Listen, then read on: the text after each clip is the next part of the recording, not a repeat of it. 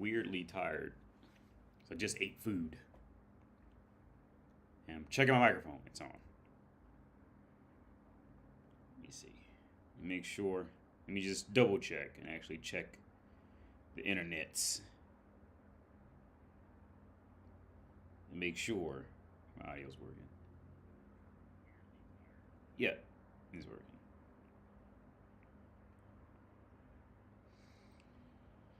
Ugh.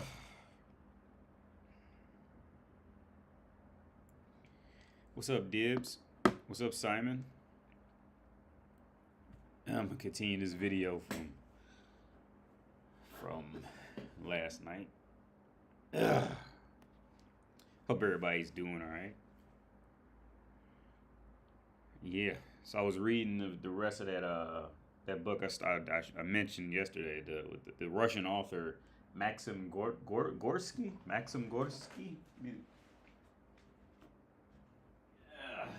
This book. I was reading more of this. His essays on revolution culture and the Bolsheviks from 1917 to 1918. That's the name of it. I got it for free. I got it from. I went to. So I told the story how I got it yesterday. I went to the sociology library to return a book, and this was just sitting there for free. I was like, yeah, I'll take that. I mean, it's free. I'll take it. And was reading it while I was waiting on the bus, because there's only like a bus that goes to the physics library. Because I want to go to the physics library, but it's just like in this weird spot where like you'd just be better off taking a bus to get up there. So I started reading this while I was waiting on this bus ride to go to the physics library. And it was actually pretty good. He said some super real shit. And it's like, that's all right. So I knew I was going to read a lot more of it. Then I got to the physics library, and it was closed. They randomly changed their hours. They used to be open even the sign on their door still says they're open Monday through Friday from like 8 to 4 or something like that. But I go in there and the girl says, "Oh yeah, we're closed. We're only open from Monday, Thursday, and Fridays now." Which makes sense. After COVID, everybody had to cut their hours. At some point, everybody got slammed. Like the philosophy library really went. The philosophy library hit that first, from what I know. They hit that, and I think they're only open on Tuesdays and Thursdays. They got slammed first after COVID happened. Because like everybody just ran out of money. Nobody had money and had to start cutting costs everywhere they could. So them libraries are the first thing, especially them libraries that aren't popular at all. Like those are the first ones to go. So, because I was going to the philosophy library a lot, but here's the weird part about philosophy. Is like you really don't want to study philosophy from like universities because like they just kind of get this smug, you should just respect us because we're from Oxford and we wrote this book, but the book is literally worthless, you know. Every philosophy book that I read that came from like was it the Oxford Press or whatever the fuck it is. Like I've never read a good book from them. They've all been smug bullshit, like just worthless smug, just overworded bullshit, to just so the authors can say, yeah, we had a book published and put out through Oxford, right? I've never read a good book from them, not once. They some of them will have interesting titles on the front. You think it'd be something good, you start reading. It's like the most boring, dry shit you can ever fucking read in your life, kind of thing. And then they make it like 1,000 pages to make you like think it's gonna they put some thought into it. No, it's like the most worthless piece of shit. Like all those books that I've ever read by what is it, Oxford Press? Let's look it up real fast. Is it Oxford Press? Oxford. Is it Oxford Press? Let me make sure. No, it's not this. It's this one certain format. You know, like as soon as you see the cover of it. I think maybe it's not Oxford. Maybe it's something else. But I think something like this. But whoever they are, like they're just like the books were just god awful. And I think, like as I always say, like with education, I think education is in dire need of rearranging because just like what Terrence Howard said. He's like the education world has just become too filled with cliques, too filled with people just trying to sound smart for the right people to get a job. It's just too filled with just too much high school mentality. And I think the education system is in dire need of a severe reworking to get to get the smugness out. Ivy Bolt says, absolutely, I love philosophy, but I wouldn't study it in a university. Yeah, yeah.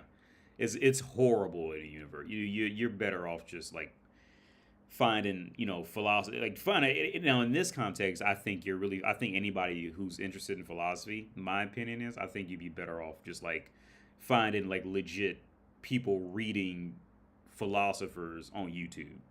I think YouTube can be good and it can be bad. In this context, I think it could be good. um but yeah, learning about philosophy through a college university setting anyway, that was the most boring, disgusting, dry shit anyone could ever touch, and it's only there. In my opinion, I think philosophy is only a university in the same way rich people buy paintings. At best, it's their desperate attempt to appear to look like they're interesting by having it there, right? It's the worst. It's just the most driest, disgusting, or just pathetically bad shit. I'm sure there's a good philosophy teacher out there somewhere, but I've never ever come close to hearing or finding out about any of them. Anyone who I ever known who went to school, I actually one of my actually the teacher who I found out, I was on his Facebook page, and he said that my uncle died. I didn't know my uncle had died. He had a doctorate in philosophy, and he was but he was a teacher in one of my classes that had nothing to do with philosophy. And he was just one of those guys he had traveled a bit. He had some life stories. He was the first person to ever introduce me to the word a Chinook, like something with how the wind hits and it like gets like really cold or something like that. He was one of those guys who always had like all these like stories of life, right? He was a cool guy, but he never actually talked about philosophy. And I don't remember him actually talking about it. His name is David Evans, by the way. If you want to look him up, his name's David Evans. He was at Wilberforce University. I think he was a great guy, and I'm pretty sure he had a doctorate in philosophy. And he was my teacher in the Klein program. Now, if I get a message from him on Facebook, I'm not gonna be mad, but it'd be like, wow, like that's crazy. But his name was David Evans, is David Evans, and yeah, he was a cool guy. He had a doctorate in, and I remember because he told us a story in class. He said he couldn't get a job because it's philosophy, right? And the only job he can get was carrying people's luggage at the airport or something like that. It was like it was like a regular like a job you don't even need an associate's degree for. But he said that was the only job he can get because the degree was he just couldn't get it. He couldn't find a job with a doctorate in philosophy. I think he had a master's in like another related field. But yeah, lecture because you have to. Yeah, lecture because you have to is disgusting. I totally agree, Ivy Bolt. I totally agree. I think the education system on a whole the education system, the workforce, that could be relative to where you live in the country and the resources that's there. But I think for the most part, many forms of the workforce, and the education system they need a severe rewiring. It's just severely outdated. See, back when Marcus Aurelius was pushing for education, that was back in a time when people would just have their kids stay at home and work on the house, work on the field, shit like that. So people were reluctant to send their kids to school, right? Because they didn't see any use for it because the technology at the time they're back in Marcus Aurelius' time there was no real need to go and get educated for a better future because the options just weren't there for the vast majority of people. So they didn't have a real purpose for going to school, or on any deeper level like that, unless they just wanted to learn. So he would always. So if you ever read anything he wrote, Marcus Aurelius is always for education, but it was more because of his time. He said, and his primary issue for education was saying, you don't send your kids to school to just so they can walk around and know everything. You send your kid to school so they can be exposed to some of everything. That way, later in life, they have a much better insight on what to do at a newfound problem. That's why school is important. But this whole thing of school needing to be was that what's that German shit? I can't think of the name, but when they started the whole 8 hours a day, 5 days a week shit for school and all that, these things are just severely. I think they're just severely outdated. At this point, I think education is has become far more of a punishment than it is become an enlightenment in any kind of way. Actually, so somebody who watches my channel, he gave me books about the school system and how teachers themselves, many of them despise it. Because in reality, when you go to school, you mostly just learn how to deceive the teacher. You don't really most of the time you don't really learn anything. Your whole goal when you go to school is deceiving the teacher into giving you a good grade, right? Right? It's not about enlightening the genuine thought, right? The whole time I was in school, it was very rarely about actual enlightenment of thought to develop. My primary directive all throughout elementary school, middle school, high school, university, my primary objective was to deceive this teacher so I can get a passing grade and keep going. Right? Go in there. Okay, my initial reasoning for going to college was to learn, but once I figured out what college is not about learning. College is about deceive. College is about manipulating and deceiving so you can pass and keep going. And then once you get out, you can go back and learn it later. Right? Like I said, I've read more books in the last 3 years than I read in all of my life. Right? After I've been done with school, I went back and actually started reading as out of genuine joy. Like I genuinely find joy in reading, right?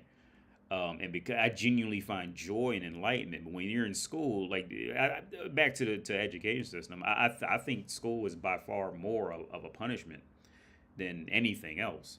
Okay, I talked to my dad about this. I said, would you rather? Okay, what do you call a place where you make somebody go against their will to have to sit down, not talk to anybody, have to ask for bathroom breaks, be allotted a break time to eat food for 20, 30 minutes, and then go back to not being allowed to talk to anybody, have fun, walk around, anything like that? What do you call that place? You call that place a prison. Right? Right? That is a prison. That's not a place of learning and enlightenment. That's a punishment. Right? Right? There's nothing. I don't agree with it. I don't I think the education system, that with the whole concept of 5 days. Well, here's the thing. I will say I think it's the best thing that we do have, but on the other side of it, the reality of it is it's a punishment.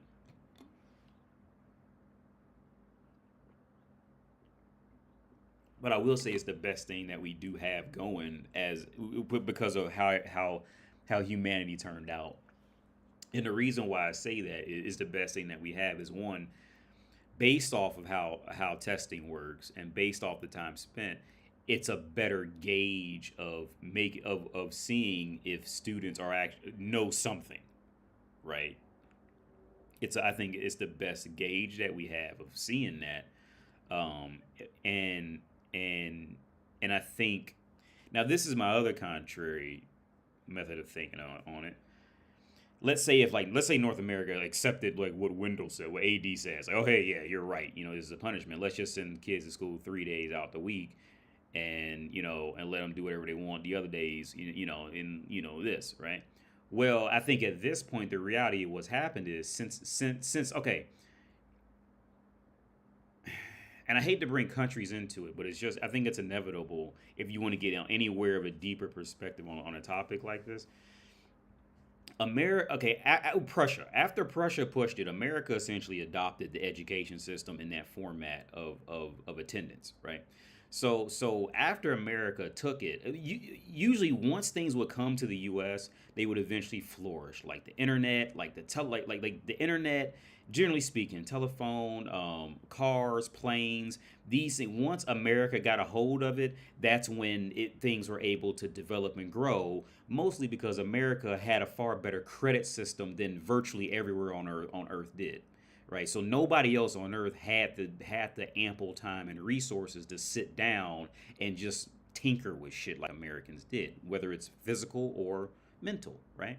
So once America got a hold of the education system, they America put far more put a bit more focus on education harder and earlier than virtually every other country on Earth did, right? Because if you go back and if you look at education, if you look at higher education statistics, the UK is just catching up to America. Europe is still and okay in terms of respecting it for pay and all that shit like that. Europe is still where America was in the '90s. Europe proper. The UK was I think they were like half as high as America was in university graduates, and they just caught up in the last five. I want to say 5 years, 5 to 10 years. They just started catching up. Um, okay, but back to the original point. Um, I think what happened was since America did that, right, and then America started pumping out all these university graduates, right, and everybody knows the number on money and all that shit like that. You know that you get for having degrees and whatever, right? Well, I think America's doomed to fail. Okay, and this is just one aspect of it, because I think America rose too fast and it got too lucky too quick. And then on top of that, how they rose was built off of a completely horrible come up.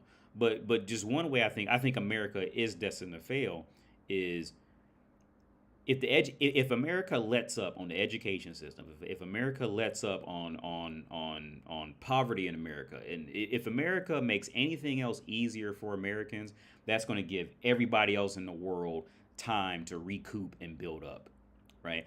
Because the reality of why North America is doing so fucking great, right? In relation to virtually versus any other superpower of the world, or any other country on a whole relative to the population. When you factor in all different areas, America's doing fucking amazing. But with that being said, I think America is destined to fail because the second America gives up on any of that, every other country is going to just double down on it. Because right now, because of, okay, Americans do have that ferocity, that upfront, heads up tenacity, but it's getting to the point where they're also getting lazy, right, and expecting shit. It's the cost of luxury, right? And another reason why I think America is destined to fail is because I was thinking about this a few days ago. The reason why I think America, okay, I was thinking about it because of this book, right? And I'm really comparing like Russia to America and China, right? Because the three world superpowers are Russia, America, and China. Um, I I said this a long time ago. I think Russia's going to take it. I said this maybe a year ago. I think Russia has what it takes. I don't think America. The only way America can continue on is if we just double down on technology and don't let up on technology. As soon as we lose technology in any kind of way, that's going to be it, right? Because the only because if you look back in the three superpowers past on how they became, right? China has essentially been around for what, thousands of years. I can't remember exactly, but they've been in some way, shape, way, or form. They've been around for thousands of years. And their philosophy was just so good, they were allowed to stick around. Just literally when they would, because they would lose wars, but when people when the people would come to take over China, they would say, "Oh wow, like your philosophy is actually pretty good. We beat you, but we'll just continue on with your shit," kind of thing. Um, the only reason why America is in this position it's in now is because America. Okay, so America and Europe. If you look at the reality of the time period, based off what both America and Europe did to become, right? Um, they essentially cheated the system. They went around and just, I mean, just thoroughly enslaved millions. And then as soon as they essentially won, they turned back around to the rest of the world and said, "Oh, you can't do this to us now. Goodbye. It's illegal. We've built up our technology so well, we're going to make this illegal. And if you try to enslave us, we'll just kill you because we have better technology than you." That's essentially what Europe and North America did at the end of both their respective slavery times. Now, Europe essentially just completely just jacked off all the resources they developed off of that and became essentially just the white woman of the world looking for a man now. And America, they took slavery and they just got lucky at the time of exporting cotton amongst other methods and just rose up to, and there was other issues that happened too, but that was the core of it.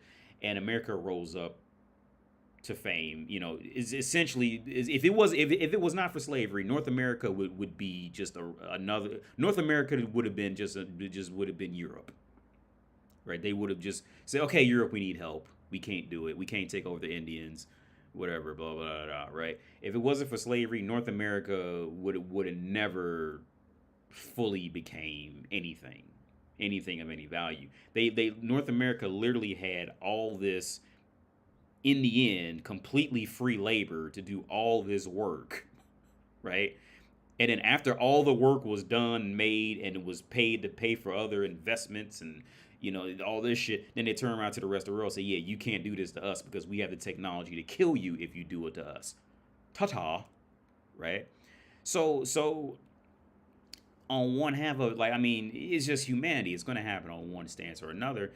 Yeah, it happened, but in my opinion, I don't think Americans really, North America never earned it. Never, not once. North America as a continent, as a country, or not a continent, as a country, never earned it. It was never earned by North America. It was stolen. Well, like Europe initially always did. Europe just faced its demise much earlier and then just latched on to North America after that. But North America never earned. North America itself never actually earned it amongst its own people in any kind of way, right? And everybody has some form of slavery. I'm not saying nobody else had slavery, but North America really did not earn that among its own people. The initial phase of getting it up and getting it moving, North America never earned that, right? And if you and like I said before, I think Russia's going to take it because Russia built up out that shit, and it took them a long time to get that shit up and moving, and it's still not great, but they've got it pumping and moving. I think out of all the populations, due to population size, with that too, I think Russia has what it takes to be the world superpower, and I said that a year ago. I still think that. I think they have what it takes because they've been through all they've essentially been through what the African Americans went through, what the Africans went through, but they went through it in freezing weather on top of that. Not heat, but they went through freezing weather, shit dirt. They went through all that and fucked around and developed. I think Russia has all the tools to really to end up just to end up growing to the point where they can become both intellectually great and just physically great. Not physically great in the sense of muscles, but physically great in the sense of not giving a fuck. Right? What's up, J1?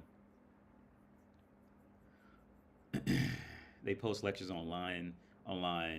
School is great if you want to structure like homework to practice the material. Yeah, what's up, Mo? Yeah. So when it comes back to education, I think like I was telling a friend of mine, like I wanted to do a master's in botany at the university here, not to get a master's, but just to have somebody teach me botany like on a structured path on some type, because botany is one of those fields. Like it's not easy.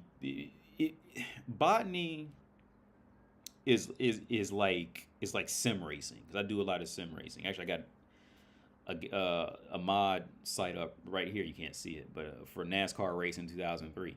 Um, um, Botany is like sim racing, or botany is a field that doesn't have a lot of attention on it. So the good parts about these fields is that you you can end up learning some a different form of thinking by learning something that other people just don't have interest in. But the bad side of it is if you try to go off and learn it, it can be very difficult to find just a solid starting place and somebody to walk you through, especially with something like biology. Because even if you know biology, plants are like plant life is really its own thing. And it was just little things I never know because I tried to learn it for a while. It was little things I just never noticed, like how you can tell if a plant, okay, based off of if a plant grows and the branches off on the two sides like evenly, that's a certain type. Or if it's like it's going to be like consistently uneven, or like the veins in a leaf, how those come out, like all these little things you got to pay attention to be able to tell what it is, and which was cool, but the deeper you go, like the harder it is to really, in my experience with it, it was harder to find just like any consistent, stable teacher that could thoroughly explain it well, right? What's the worst experience you had in college? My biochemistry teacher. He was a great dude, but he's a completely awful teacher who was also caught up on himself because he had a biochemistry degree, and he would just say, "You guys ain't seen nothing yet because out there, blah blah blah," and but like he was just an awful teacher. I had two biochem. My first biochem teacher was terrible. The second one was he was great. The first one was terrible. Both of them were great guys, like outside the classroom. But my worst experience was my biochemistry. He was so bad of a teacher. All of us students just ganged up on him to the point where he let us just cheat on a test, like to pass it, because it was so bad. Like he would just teach and give us these study guides, and after about the third time of him doing this, the test just having nothing to do with anything he's taught, anything in a study guide, and barely anything that's even in the book that we had up to that point. We all just teamed up on it. Say like, yeah, like, dude, this is bullshit. You can't keep doing this. And the whole class jumped on him about that, right? And I still remember he was standing up there trying to defend himself, and everybody jumped on him about that. Everybody did. So he set it up to where we could just cheat on the next test because nobody was passing the test, right? And that's another scenario where I think the education system really needs hardcore revisement. If you're teaching a course and you have I say a failure rate of 20% or higher, okay, something's wrong with the teacher at that point. A teacher who has students struggling in his class is nothing to be proud of. Okay, what universe what universe is there something to be proud of that half the people can't understand anything you say? I'll tell you what universe that does well in is a universe that has cliques like children. That's the only universes where that works out at. If you go out in the real world and you make traffic lights, right, and only 50% of the people can see the traffic light, is that admirable? No. Right? If I'm speaking a language and I know 50% of people can speak the language, and I'm holding the other 50% accountable for not knowing it, is that admirable? No. Now it's up to me to start teaching the goddamn language or making sure the traffic light works. So, you know what I mean? Whatever the scenario is. And so I think when universities are okay, I think the student should go to the university feeling comfortable that they're going to learn something and know what's on the test. I think that this entire concept of the student being nervous about the test and scared about the test, that is nothing but a clear sign that some dynamic has shifted horrifically in the wrong way. Because that is not what learning is about. Learning is not about me making you scared. Okay? Learning is not about me making you anxious about it. That has nothing to do with learning. Look up the definition of learning. Do you see anxious anywhere near the word learning? Okay. This whole concept of making it socially acceptable for kids for people to be nervous and racking their brains and you mean and taking all these medications just so they can pass a course and in countries like the United States paying thousands of dollars for a course for some fucking douchebag teacher just to give them an F on it, like this socially accepted bullshit is ridiculous. And this is another reason why I think the education system is in a dire need for rework. Let me close this door real fast. But I think it's in a dire need for rework.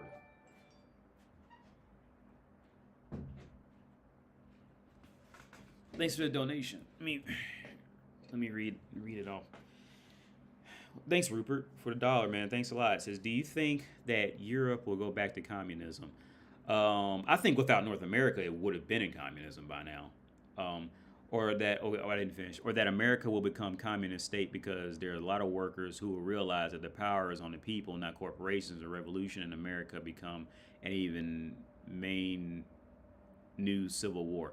Yeah, so it's funny you bring that up because actually in this book he just brought up a similar. He just brought this situation up. He says I never pronounce it right. I just kind of skim over reading it and I know what it means. How you pronounce it? The proletariat. I just always read it. I never said it out loud. Proletariat. I always skim over it and just keep going because I know what they're talking about.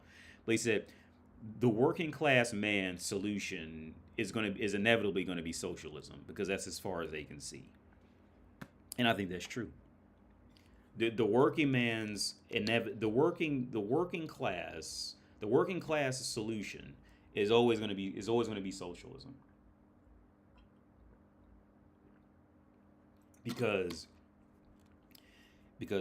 they know what it's, and the reason why that is, I strongly agree with him on that, is because they know it's always the people who know what it is to suffer who care to genuinely give other people shit and make sure that people are okay.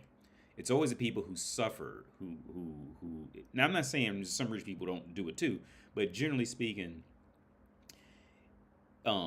it's usually people who suffer who know how to get, like it's the person who has, it's always a person who has $5 in a bank account who knows how to give $2, right? It's always that person who knows how to give $2. See, the person who got 50,000 in their bank account, they not really looking to give out $2 like that, right? I mean, like in theory, right? They not looking around to give money away, right? But it's always a person who has $5 that is more open to give $2 because they can see themselves in somebody who needs $2, right? Whereas Donald Trump doesn't. He can't see himself in somebody who needs $2, right? So it's impossible for him to see socialism working out unless it works out in his benefit, right? I'm using Donald Trump as an example. It's just I think it's just a human dynamic. But it's funny because he just talked about that. What's his name? Maxim Gorky. He said, it's the working man's. It's the working man will inevitably find socialism as a solution. Socialism, communism, same shit to me.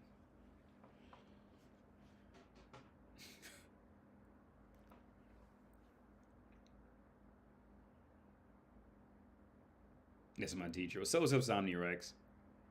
Some teachers enjoy failing students. They make the test unfair, and the kids that would pass were those who got previous tests from their frats or sororities. Oh yeah.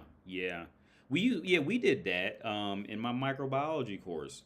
So was some kind of way. Because here's the thing: when I was in biotech, I was not liked by the majority of the people, except the older people. The older people liked me, but the younger people didn't like me. It was a community college. So it was a community college at a time when the economy was shit. So you had a lot of people who were like 35 and up going back to college. But then you had a lot of younger kids in there too, like, 18 to 22 in there. So the younger people didn't like me at the school. But the older people did, right? So I remember in microbiology, it was that we did the thing where you got to make where we made beer from like we made beer. You got to leave it overnight with a little thing spinning in it, and with the little white pill spinning in it because I forget what the fuck it does. It's like a little magnet at the bottom and it's spun that little pill and you had to leave it do it for like a day and you come back and it smells like beer all in there. Well, that teacher, the microbiology, the microbiology teacher was known to be just like the worst teacher, right? To try to pass. And I remember I was just chilling doing some work, and one of the older women, she was like, like definitely like 40, 45, and I'm like 20 at the time. you know, she goes, "Hey Wendell, look," and she has a book bag and she pulls out and it's the test, right? But it's like filled out. I said, "How'd you get that?" And she goes, "Shh." Right, and she just let me like copy it, right? So that's how that she went to like all the people that she liked and to just copy the test, and that's how we passed that test. But here's the honest truth. Weirdly enough, when I took molecular biology, that was absolutely easy. I had a breeze. Molecular biology was the first easy science class that I had. That was the first because you're supposed to take molecular first and then micro, but I took it backwards, right? So like that's another reason why micro was so hard for me because like I said, you're supposed to take molecular biology first and then take micro. If I remember correctly, you should take of course chemistry first, and then biochemistry, and then molecular, and then microbiology. Well, I took um, chemistry, biochemistry. I was probably taking biochemistry and microbiology at the same time. I wouldn't be surprised if I did something that stupid. Um, but yeah, yeah, yeah, but yeah, Mo, yeah, that definitely happens a lot. College, it's just because it's ridiculous. It's ridiculous. Because I remember there was this one woman who would come in and like I don't know what her job was. She wasn't a teacher, but she was educated though. She had a degree in biology or something like that, and she would come in after the class and like take test tubes, all this shit, pipettes and all this shit. She would take all of it out, and and she goes, "Yeah, you don't need to know any of this. When you get out after you finish school, you're never gonna look at this again." And it was just like the thing, like, and the thing is like everybody kind of knew it, right?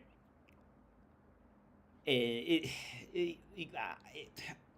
I back to my original stance. I think the education system does need a severe reworking, but in that reworking, I think that'll end up making Americans too lazy. And because okay, like I said it earlier, America's doing fucking great relative to other countries, kind of thing, right? But the greatness I think is going to be short lived. The only like I said about 20 minutes ago, the only thing, or maybe 30 minutes ago, the only reason why I think North America is doing good is because they had that free labor at just the right time that got the country up and pumping and moving, and then after that put all the resources back in education or hope and all that shit in education and innovation, and that's what gave North America that edge in the world. That was at least one part of it that gave America that edge. Not to count the U.S. The currency, not to count the power, not because the U.S. dollar is not the strongest currency. I won't say it's not even the top three, right? But it's how it's intertwined is why nobody can do without it. But that's a message for another time. But yeah, let's throw in this video. Think about this one, right? Doesn't know. So she gets horny. Okay, now when she gets horny, we've already determined that women are not monogamous. Okay, but women are convinced that they are monogamous. This is what makes it so fucked up. Okay, so a woman feels like she should be monogamous, but she does not feel monogamous. A woman wants sex with various guys. Okay, now this is from a very young age. Women are like this, but it gets worse. It gets a lot worse once she reaches her peak and the testosterone increases in her body. Okay, so when she... Okay, real quick, I want to emphasize where he says women want sex from a young age. Okay. I think this is another scenario that should really be more deeply defined before it's told to men,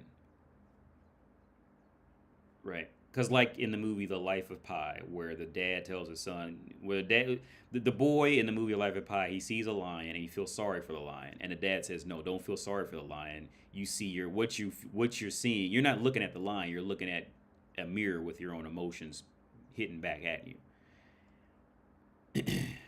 And I think this same theory applies to women and the phrase wanting sex. Now, I'm not saying women don't get horny. That's not what I'm trying to say. But wanting sex is not the same wanting sex like how a man is wanting sex. Now, I'm not saying that a woman doesn't get as horny as a man or more horny. I'm not saying that's not what I'm trying to say.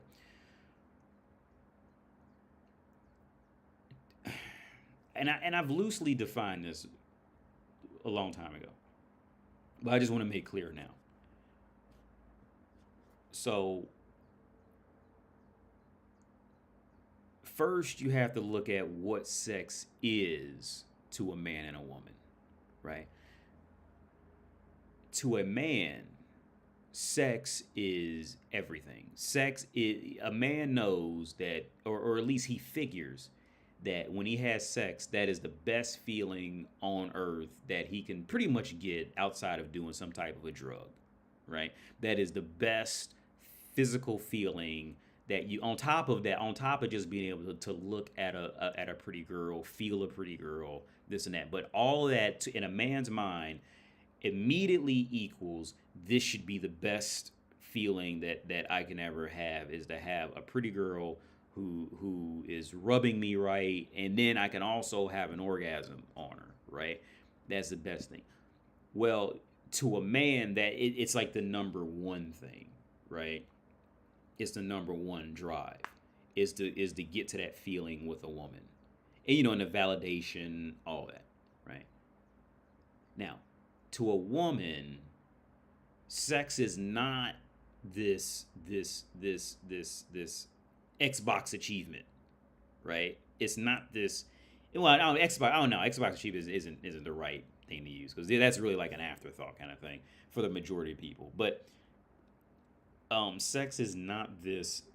A woman does not look at sex and be like, "Yeah, I'm getting ready to get the best feeling ever from this guy, because I can look at him and he's attractive." See, physical attraction is not the same for women as it is for men. These are two very different areas. So back to the sex thing.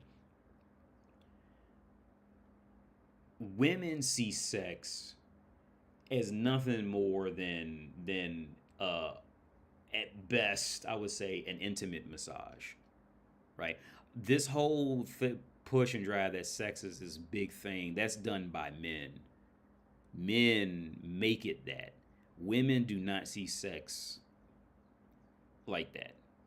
Now, she cannot want sex with a certain guy. I'm not saying that. She can, not find a guy attractive for whatever reason, but it's not like she's seeking sex the same way a man seeks sex, right? To her, it's a recreational thing. It's purely recreational for the vast majority of her life, right? Or it could be validation somewhere in there too. But but at the core of it, for the majority of it, she does not go out there and okay. Maybe I can make it come together a bit like this. The reason why you go to eat when you're starving is to fill your stomach up and feel good that you're eating again, right? When you're starving, that's the best feeling that you can get, is to get some food, and eat it. You can feel every bit of it going down and filling you up, right? That's the best thing for you. Well, okay, so now when a woman gets hungry, she's not necessarily starving. She's like kind of hungry. right? So for her, yeah, like eating the food is good, is cool, but it's not this overall. Oh, yeah, this is the best shit ever. It's that's good. I just love chocolate. It's that shit, right? Like it's not. So like maybe that. I hope that makes more sense. To like sex when a man is seeking sex versus a woman seeking sex. A man, it's like it's when a starving person is seeking food versus a person who's just kind of hungry seeking food, right? Right, right.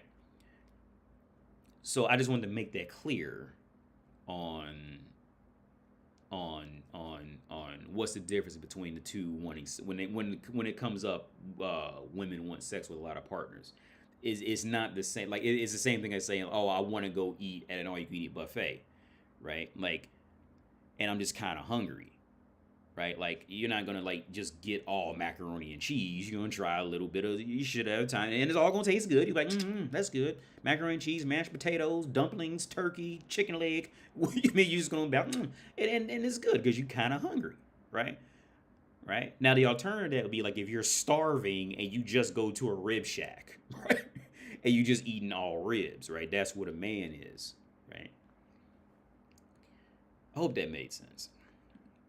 When she reaches her peak, okay, let's say anywhere from 30 to 35, and she starts to really, what happens in her body? Okay, what happens is, it's a lot of things happen at the same time. Okay, this is why it's so complicated. One is all of a sudden, she really wants strange dick. Okay, okay, this is like a big shock, and maybe even married again and again. Okay. Yeah, because I remember this girl walking right here with the jeans. I remember this. The girl with the jeans right there. Let's skip up to like 40. Right. And as a guy, you feel this stuff. You really do. You really feel like, man, you know, it is disappointing. I really want to say that I don't think whenever people talk about marriage, they don't really talk about a guy's feelings. It's always like, it's always about money or legal responsibilities. But I got to tell you, the reason why guys get married is they want to feel good. Guys want to feel loved, you know? We want fucking love and affection, man. You know, and it's a big fucking disappointment when we're looked at as a disappointment. We're just like, fuck, what can I do, right? So then we, get into the next goals. He wants a house, he wants a baby. We start working on that. Now, a guy is convinced that a woman is, I guess commitment is a big thing in a guy's mind. Okay, so when you talk about marriage, what is marriage to a man? A marriage to a man is commitment. Okay? Now, what is marriage to a woman? What is love to a woman? Love to a woman is a feeling. She wants a feeling, and she's looking for that feeling. But when that feeling disappears, she changes. A guy, it's a commitment. A guy knows when he gets married, he's not going to have this great feeling, but he realizes, okay, I'm going to do something bigger here. I'm going to make a family, legacy. I'm doing something. A guy does not expect to be ecstatic when he gets married, but a woman does. And this is what's not talked about, is that a woman's love is based on feelings. Okay, now, we all know women, feelings are important, but this is important. Okay, so as that, feeling disappears and she's like, well, I don't feel the way I thought I would feel. She thinks, well, this next thing was going to give me that feeling. I'll be having a baby, right? It's going to have a feeling, right? Yeah. And this man gives me a certain feeling. Yeah. Okay, so now what happens when she turns 30? She's 29, 28 when she gets married.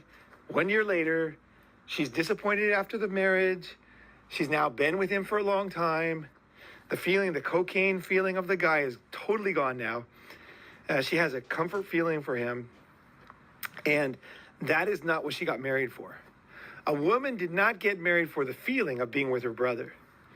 A woman got married for the feeling of cocaine, a lover that turned her on. So she's confused. A woman, and this is why a woman shouldn't be married, because you're not going to be happy. It's not going to give you at all what you want. At fucking all. Well, maybe it will, because we'll talk about the next thing. Maybe actually it will, actually. In a very evil way it will. Okay, so now... Yeah, I could tell you what the evil way. The evil way is there's some guys out there who genuinely want to feel needed all the time, right? And ultimately that's a setup for failure. But there are some guys like that. And here's the thing. I think initially all men want to feel needed until they get a woman that makes them needed, right? And then you realize how annoying it is that you don't want that shit anymore, right? All right. But there are some men who genuinely want to be needed like all the fucking time. And for those men, marriage works out. Because as long as you keep a woman around you, she's going to, a few things are certain. If you keep a woman around you, she is going to break shit. She's never going to keep shit in order. Unless it's her looking cute to try to get attention in public.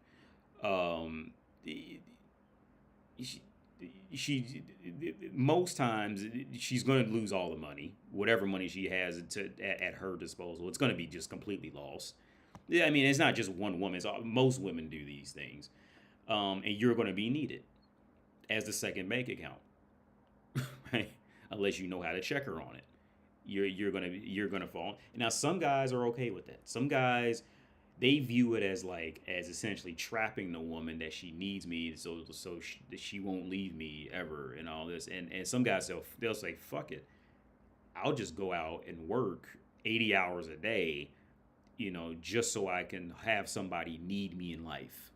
Some guys are definitely there.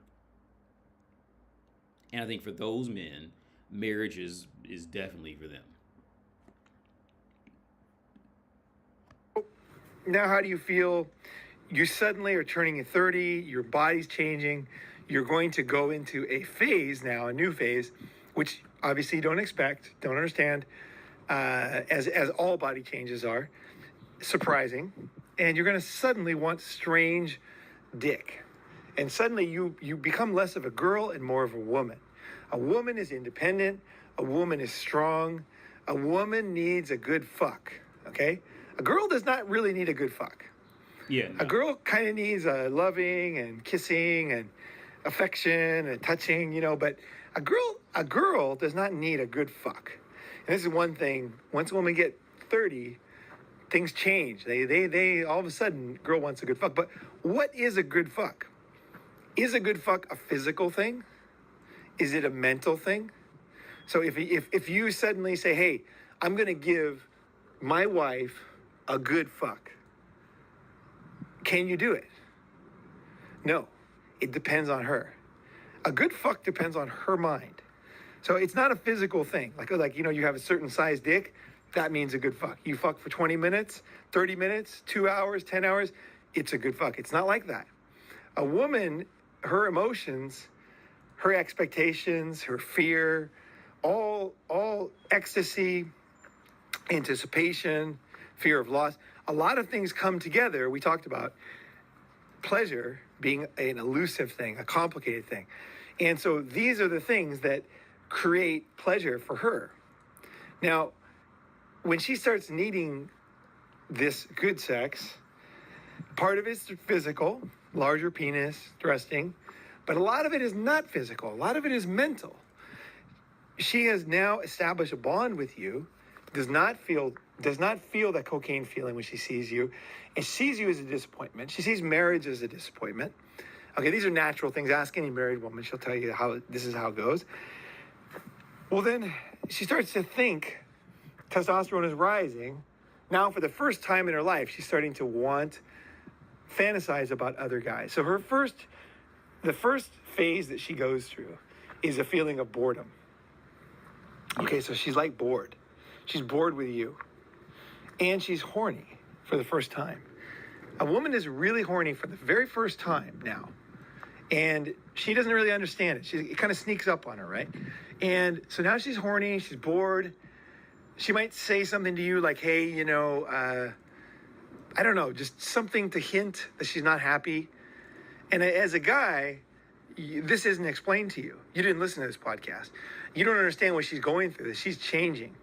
You just think, oh yeah, of course she wants, satisfaction, but you've already been with her for 5 years, right? You guys have been dating since let's say she's 26, now she's 31, and this is not like your first time fucking her, so you kind of understand what, or you think you know who she is, right? You're like, okay, she wants this, she wants that, but that's not how sex is either.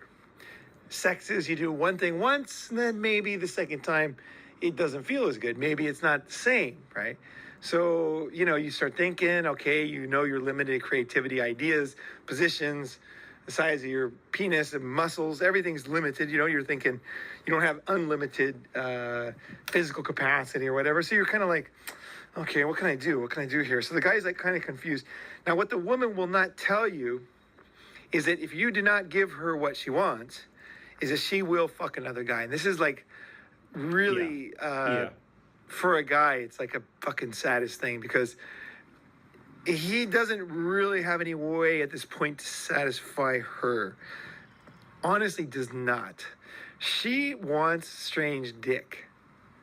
This is one of the main reasons not to get married. Once the girl's in her 30s, she wants strange dick. And she might not get it, okay, for whatever reason. But that does not make... okay, now again, we're going to, from a guy's perspective... Of course, you don't want your woman to cheat, okay? Of course, right? That's like one of the worst things. But even more than that, you don't want the woman to be dry as a fucking desert and not turned on by you. But this is exactly what happens. A woman's body is designed, and this happens to every woman every time. Once they lock a guy down, they lose interest in sex. Yeah. There is no woman that never has been, ever in the history of mankind, way back the Roman days or whatever, caveman days, there's never a woman who got more turned on by a guy the longer she was with him. Okay? Yeah. Now, guys, this is what's confusing, is that men and women have different feelings, and their body's changing in different ways, and it's impossible for us to know what a woman is thinking. Okay, so what I'm telling you is a lot of wisdom from girls telling me stuff, hundreds of women telling me stuff about their husbands or what, their lives, books I've read, millions of discussions I've had in my podcast, and people responding, in-depth discussion with women and men, reading research papers, this is not just something I understood, because even me, there's no way I would know all this stuff, right? But now I'm putting it all together for you. Okay, so she wants strange dick now, and you are not giving her that feeling that she wants. That feeling is now gone, and she will be dry. Women in relationships, she will feel, she'll start to feel revulsion against you, essentially. Yeah. So when you touch her, woman, when they describe how they feel, they'll say, like, my skin crawled. I felt like sick to my stomach. That's now, true. As a man, did you marry a woman? Did you give a woman your future so that she could feel this way about you? Like, is this why a guy got married? No fucking way. You had no idea that when you touched her, her skin was gonna crawl. Okay? When you fucking married that girl, she was wet, she was horny, she was fucking smiling, her eyes were smiling, and that's why you married her. Because it's not an ego thing, man. You had a choice, right? You could be with single or you could be married, right?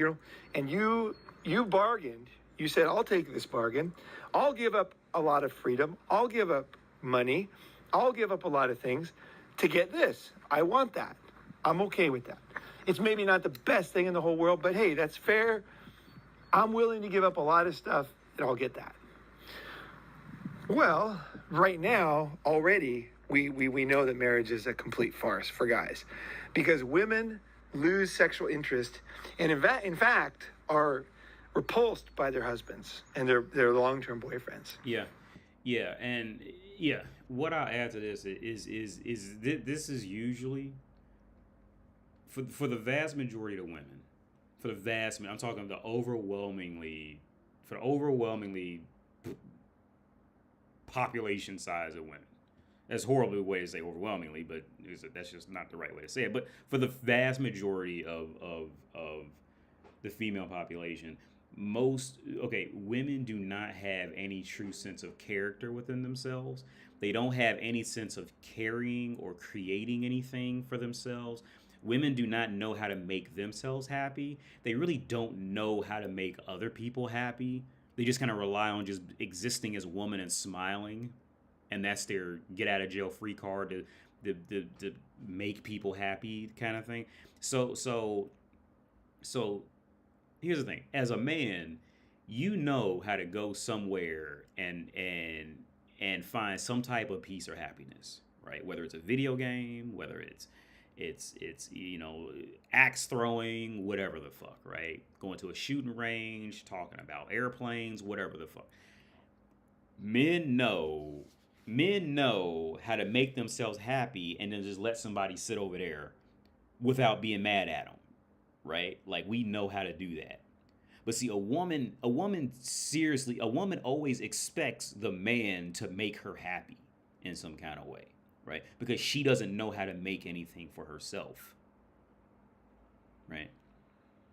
Well, and here's the thing. The funny part in this book, he was talking about how soldiers, or not soldiers, the people who work for like the KGB, like the secret police and all that shit like that. He was saying the men who, or the men who would end up having to go off the wars and shit like that. What would happen is, the men would end up, more men than you would think would end up becoming deserters, right? The reason why they were becoming deserters is because the women that they left at home with their children, the women would leave the children just anywhere and go run off with another man. And he would, and the fathers who were off either in the military, going to war, or working for the secret police, and they were gone somewhere, they would hear it and end up becoming deserters to go take care of their children, because the mothers would just run away and leave the child somewhere, right? And on top of that, on top of that, what would happen is, let's say if the husband were to die or something like that, they had to essentially make it so women could not take the property, because it was the same thing every time you give the woman any property. If you give a woman anything of value, it's going to be destroyed, right? I'm not saying. Look, let me see if I can find the exact area where he was talking about this, because I just read it.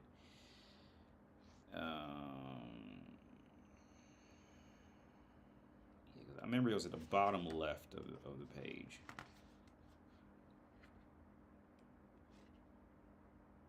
Let's see. Oh, yeah, here it is.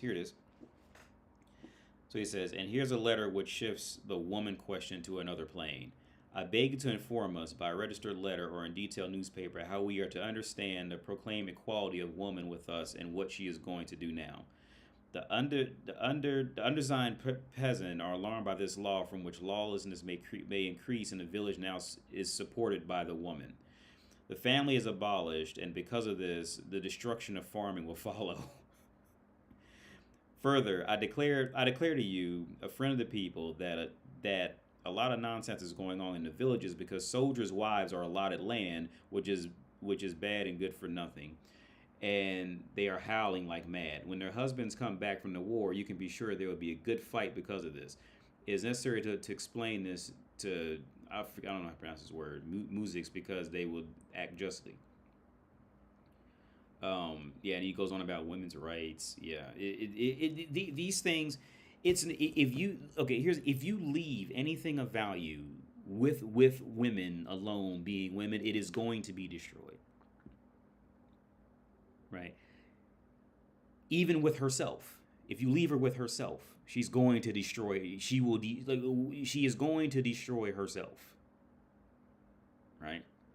Now, I'm not saying everything was perfect with like in that example. Things maybe weren't perfect with the husbands there, but as soon as it's left to the woman, the land's completely useless now. There's nothing you can do, because she's not going to do it. What little bit the man could get out of it, the woman's not even going to do that. She's not going to touch it. So this comes back to the woman. She starts to become resentful of the man. She's eventually going to hit that point, because at some point the husband is just not going to have the energy to try to make her happy. He's tired of her bullshit, or maybe he just found an interest in something else, right? And she's still sitting around like a fucking child waiting for you to make her happy, right? And then it's up to you to go, look, just go, get away from me, go somewhere, right? Just go somewhere, right? Right? See, like these things are not just, because I had a relationship that happened like this. These are historical fact. There has never been a time. Look, there has never been a time in history where humanity has completely come together and looked at something and said, "Wow, the women really did help out a lot." You have never heard that.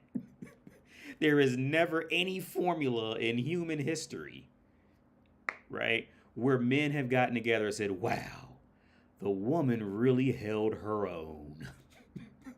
Their own, like as a whole, right? Never. You might get one or two here or there, but you will never hear on a population standpoint. No, never.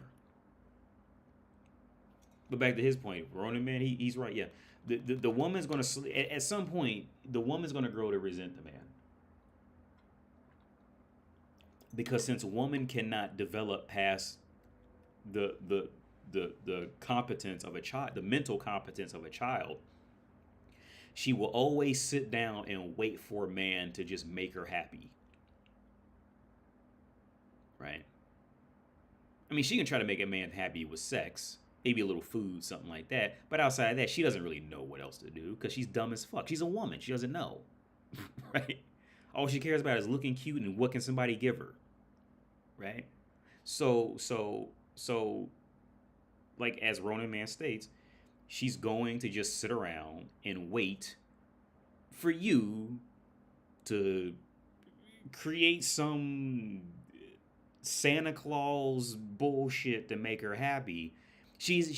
Woman is essentially hooked on her own drug, which is her emotions, and she can't see past it. She can't, woman cannot see past when she turns on as woman. When because here's the thing, women can put on an act like they don't care about these things or see these things, but when push comes to shove and things get real, they just turn completely blind. And here's the crazier part. See, if that woman is able, if you're speaking with one woman who is able to not feed into her feminine drive, her feminine urges so quickly, she can clearly see other women being dumb as fuck. But when it's her, she can't see it at all. And I have a perfect example. I had a cousin and an aunt, right? A female cousin and an aunt. My female cousin has a son. And at the time, he was maybe, I don't know, 7. I don't know how old he was. No, at this time, he was probably about 10, right? And she had his father on child support. And me and my aunt was hanging out with her. And she was mad because his father didn't give her any extra money. And we were saying, look, because he probably doesn't have any money. And she goes on this rant, and literally in my female cousin's rant, she sits there and says that he doesn't have a car and he has to have somebody drive him around. He doesn't have money for this, doesn't. So she literally can sit there and acknowledge that the man has no money to give, and she's mad because he won't give her more money. Right? But here's the thing. Me and my aunt, who was a female, were saying, like, look, he just told you he doesn't have any money. What are you mad about? And she goes, I don't care. Like, I'm saying, dude, when woman's brain is pushed in some kind of way to become woman, the real woman, you would seriously be better off trying to shake hands with a grizzly bear. Your odds would be higher shaking hands with a hungry grizzly bear instead of trying to talk some sense into a woman. At that point, you just got to cut them loose. Right? I was talking to another female friend of mine, and she was telling me how she remembers watching how her mom treated her dad, and she remembers back then that she would have hit her mom if her mom had done the same thing that her mom did to her dad to her. She remembers growing up where her mom was ridiculous. And she told me on the phone, she goes, Wendell, I would have hit my mom if I was my dad, the way she was acting. Right. But here's the thing. See, as a woman, when it's the woman looking at another woman, she can see it clear as day. And here's the other weird part. You can tell the woman this exact scenario. Like, if it happens to you, you will not see it. Right? You can and she still it's like there's a certain level of development in the woman brain that just does not happen. Like, they just literally just do not, they just fail to grow past a certain age. I say in reality it's about 5 years old. I think that's the max that most of them grow, and after that they're just mimicking. But I say in another scenario, I say the max most women's brains grow is about to 11, 12 years of age. After that, they completely stop at that point. The vast majority of them. Now, after that, it's just mimicking, understanding what people want to hear, these kind of things, right? And just kind of doing that, and pushing it out the door. But back to Rona, man, yeah, woman will grow to the point of regretting the man, because at some point you're just not going to be able to fulfill her drug addiction, which is making her brain feel elated, right? You're going to hit that point. It's just going to happen, right? And like a drug addict, she will, she just won't care, and she'll just go out and get a drug from somewhere else. It's just how it is. She can't help, because her brain literally cannot develop past it. She can't see. See, here's the thing. A man could be sick and tired of his wife and sit in the same house with her, right? And not even go anywhere, because he in there making model trains, right? A man can sit in the same house with the same disgusted woman and not like her at all, and go with his model train set, and order some food or something like that, and still chill and be content, right? Whereas a woman has the mentality of a child. She needs to be entertained, but she needs somebody to bring the entertainment to her, like a child, right? Right. So basically, most women are development arrested, and it's sad. How should we go about fixing? You can't fix it, man. As like I said, you'd be better off just you'd be better off trying to shake hands with a hungry grizzly bear than trying to talk sense into him or trying to fix it at that. To try to break down any kind of logic, any of that. And even now, I still find myself sometimes like inevitably failing at trying to break down logic to a woman. I still do it just out of habit of just a man trying to do righteous shit and fix shit that's fucked up. But it's not worth it. It's really not, because once she hits that point, all she sees is, I want to be entertained. Why aren't you entertaining me? Right. So whatever you say is just her going and hoping you talk yourself and entertaining her again. Once she hits that point, there's nothing you can do. Just let her go. Goodbye. Get away from me until you some kind of way figure out, you figure it out. Just leave me the fuck alone. That's all you can do. And don't even tell it to her. Just be silent. Because if you tell it to her, she's gonna see that as attention. And attention means there's a chance she get what she wants, right? And by this point, it's completely disgusting at this point, because she's just horrible at this point, right?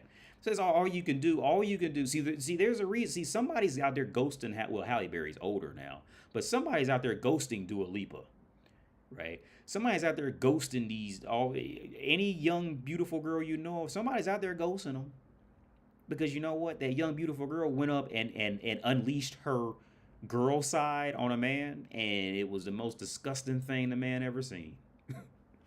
And she's being ghosted. Brittany Renner's out there. Brittany Renner's a single mom, so she's gonna be ghosted. But before Brittany Renner was a single mom, she was getting ghosted.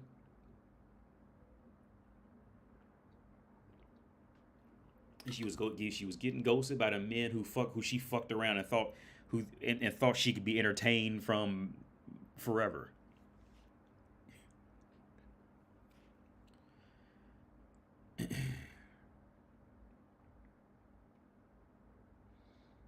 Women stop growing beyond 12. Black women stop growing beyond 6.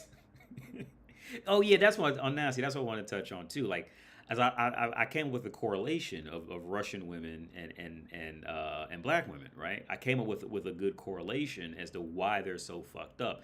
They're equally fucked up, but it comes out in different ways, and they got there in different ways. But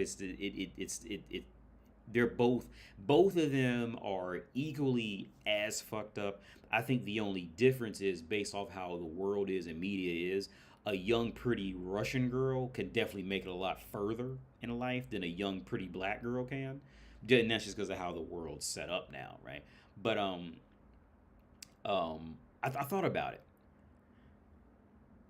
What black women and Russian women have, because both of them are fucked up, right? Those are the two species of woman I would, if somebody asked me to stay away from, who should they stay away from at all costs, if they had an option, I would immediately say, yeah, black women and Russian women right off the bat.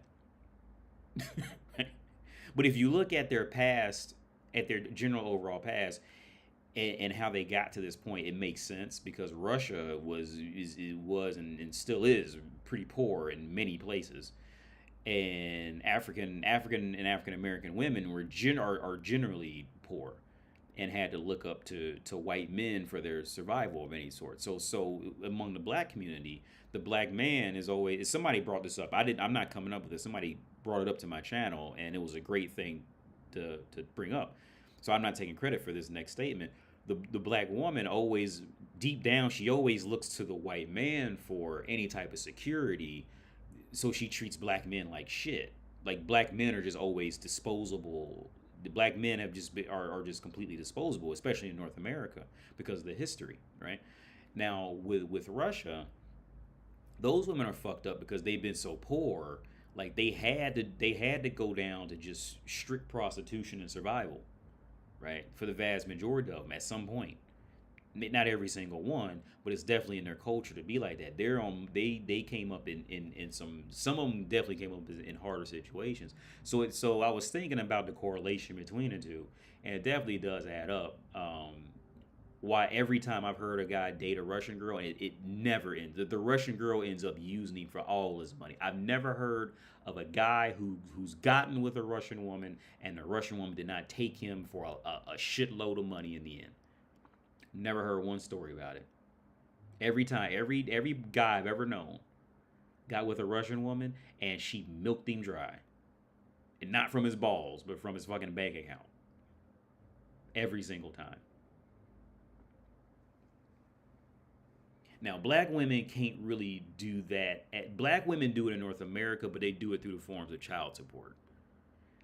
That's the only way they can. That's about the only path the majority of them can take it in milking men dry. They'll just go get, the government or the white man to come rob the black man of everything he has.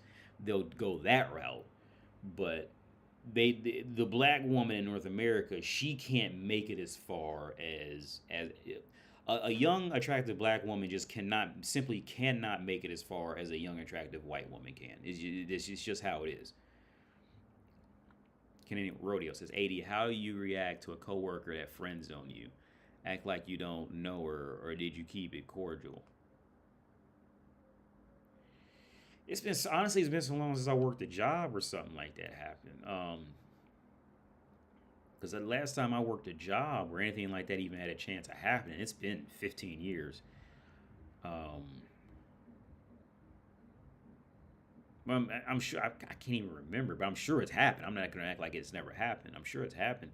But how I've always kind of been was, if the girl if the girl shows signs of not liking me, then she's immediately dead to me forever. All right. There's two ways I've always kind of dealt with people. Like, once I'm convinced I don't like somebody, they're just completely dead to me forever. And I have no care to ever talk to them again. Actually, the girl I was talking to about her mom, She asked me if I ever talked to my ex-wife, and I said no. I literally never have messaged her, called her, drove past her, had none of that. I know exactly where she lives. I have no urge to even. No, never.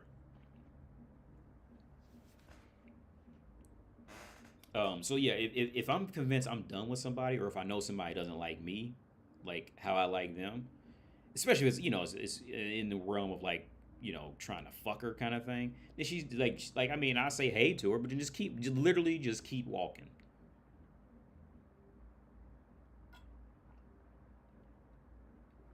Because that whole thing of women want men to try, which can be true, especially in the workforce, dude. That shit's not worth it. It's not worth it for how fast that can be turned wrong and you be turned into a creep and all this shit like that. It's not worth it for you to even enter. That one piece of pussy is not worth it. You'd be much better off just go finding some hooker somewhere for $150, and you okay at that okay like I'm all for hookers. I think hookers are great. I think prostitution is wonderful, especially in this context. Because okay, let's say this girl at the job, right? You got a job, and there's a girl who's there that she's attractive, and you tried hollering at her, and she wasn't down for it, right? You know how quickly she can go off and like get into like the break room or something like that, and somebody said something about you, then somebody goes, "Oh yeah, he tried hitting on you, right?" Yeah, and the next thing you know is women around, and they've turned you into a fucking rapist, like literally just buying a Powerade. What you in the break room? Why they in the break room? You know how fast women that hive mind can shift, and then all it takes is that fucking lame dude to come in there who thinks who thinks he's gonna get some pussy out of them by telling them whatever they want to hear. He's gonna agree with everything they say, and then walk around and tell other guys about you, and just like that, you are now the fucking Powerade rapist. Like, just like that. That's how quickly women can just turn, flip, manipulate, shift dynamics. It's how fast it happens. It's not worth it. It's not worth it. It's not worth it. Whereas you could just spend $150 and fuck some hooker, somewhere, right? Is it worth potentially losing your job, or is it spend $150 to pound some cheeks out real quick? I think prostitution is great. I think prostitution is great. Now, the next part is I think this is America being America trying to milk more money. I heard that Pornhub is banned in Texas. Is that true? They're banning porn sites in North America. Is that true? Can somebody confirm me in the comments if that's true? Because I've been seeing it around, and I don't know if it's because I'm not in North America. I don't know, but I've heard they've been banning porn sites, Pornhub, in Texas. If so, if that's true,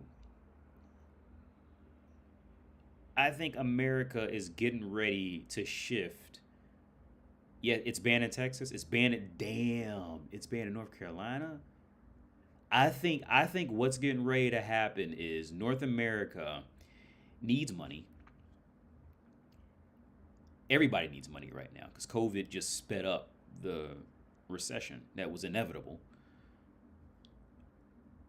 I I think what's getting ready to happen in North America is they're getting ready to severely starve men of women, right? The whole concept of if you go to go buy a hooker, the man gets in trouble and the woman gets a slap on the wrist. They put the men's faces all on TV and all this shit like that. See, I think what's getting ready to happen is America's getting ready to pull a big 180 on this shit, but in its favor. Like medical marijuana. Yeah, pussy is getting ready to become medical marijuana. They're getting ready to starve the community of looking at women's bodies, keep pushing out news that women need to own their bodies and men are rapists. They're getting ready to push more and more media about it, More and more media about STDs or how hard it is to live out here. Maybe even just strip the economy of a little more money just to make people suffer a little harder. So men will become more thirsty for it because it's going to turn because women are going to just keep cutting off pussy. Men are going to get more thirsty for it, and then they're going to fuck around and legalize prostitution in the country. It's gonna happen state by state, like how Pornhub's getting banned state by state. But I bet you that's what's getting ready to happen, and they're gonna tax it. They're gonna have it's gonna be sex is gonna become medical marijuana. Mark my word. I give it 5 to 10 years at this rate. In fact, the fact that they went that far to ban pornography, that is sick. I give it 5 to 10 years. That's what's gonna happen. They're gonna turn pussy into medical marijuana and tax the fuck out of it. Because it's your body. As a woman, it's your body. They're going to start making it cool. They're going to start promoting sexual liberty and all this shit. Because women are so dumb. They'll just believe anything that they think gets them attention. Yeah, they'll just buy anything. Mark my word. I give it 5 to 10 years. Pussy is going to become pussy is going to become medical marijuana. And they're going to have dispensaries for pussy. They're going to have dispensaries for pussy. How much I will bet I'll bet some money on that. I thought it was a mistake. I restarted my computer. Damn. All ready to go. Hit the and it just failed to load, I guess. That's fucked up, man. That's fucked up. How the fuck ban it? Like, it's the fucking internet, dude. Trying to ban porn is like, but like I said, I think America's gonna go about it in a smart way. They're gonna keep shaming men. These social medias are gonna keep pumping. Well, because that's exactly what they did with Cambridge Analytica to manipulate crowds in Africa. That's what the UK was doing in Africa to manipulate crowds. First they did it to just manipulate crowds to see if they can do it through social media, and then they started going down there and selling people who were running for president in different African countries. They would sell them essentially advertisements for Facebook that would lean votes in their way. That's what Cambridge Analytica was doing in Africa. They're going to do that. They're going to do Cambridge Analytica in North America and tell women to stop fucking men, to stop fucking random men. They're going to push any media that shows a woman being strong, independent, don't need no man, and all that. What? It's going to be Cambridge Analytica all over again, North America. Why would you ban porn? It's the internet. So banning porn by itself wouldn't be enough. You got to get it, and see. Now the reason why I feel so strongly about it being Cambridge Analytica is because of how it's the American mindset of how you kill something. In a certain context. So in context, if the Chinese don't want something, if the Russians don't want something, they just kill it. They physically kill it, and then they threaten all the people's families and friends that they might be next if they say something or hear something wrong. That's how they deal with it. Now, the Western mindset of how you kill something, depending on the context, is you have to shame it. See, America's thing is televised shame. The East/Oriental thing is we kill you. You just come up missing, and we tell your family to shut the fuck up, or you gonna come up missing next. Right? That's why I feel so strongly that America is gonna do Cambridge Analytica. That's how you do it. You have to televise shame, and that's how you sway crowds to believe anything. They'll believe anything. Just sway a crowd, shame somebody, and they'll believe it. Like look at Johnny Depp. Everybody immediately believed Amber Heard. I never did, and if anybody's been following me for long enough, you know I never believed Amber. I knew it was bullshit when I heard it. That's what I made my first subscribe star. I made a video a long time ago said Amber Heard I heard Amber Heard needs her ass whooped or something like that. I made a video a long time when I used to do the videos in the other room. I always knew Amber Heard was I knew that was bullshit, but that's how media works. And she knew it. She said it on the recording. She said, "Look, Johnny, I am a girl. Nobody's gonna believe that. No, who's gonna believe you that I hit you? I'm a girl, Johnny. Nobody's gonna believe you." All that shit came out. I'm not surprised. What I was surprised about was that Amber Heard lost, even though all the evidence came out. That's what I'm surprised about is that a pretty little white girl still lost in court, regardless of evidence or not. That was the only shocking part throughout that whole series for me.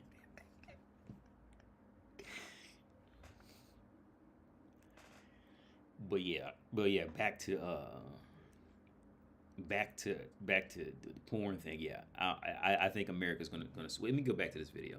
I think America's gonna switch to America's gonna turn into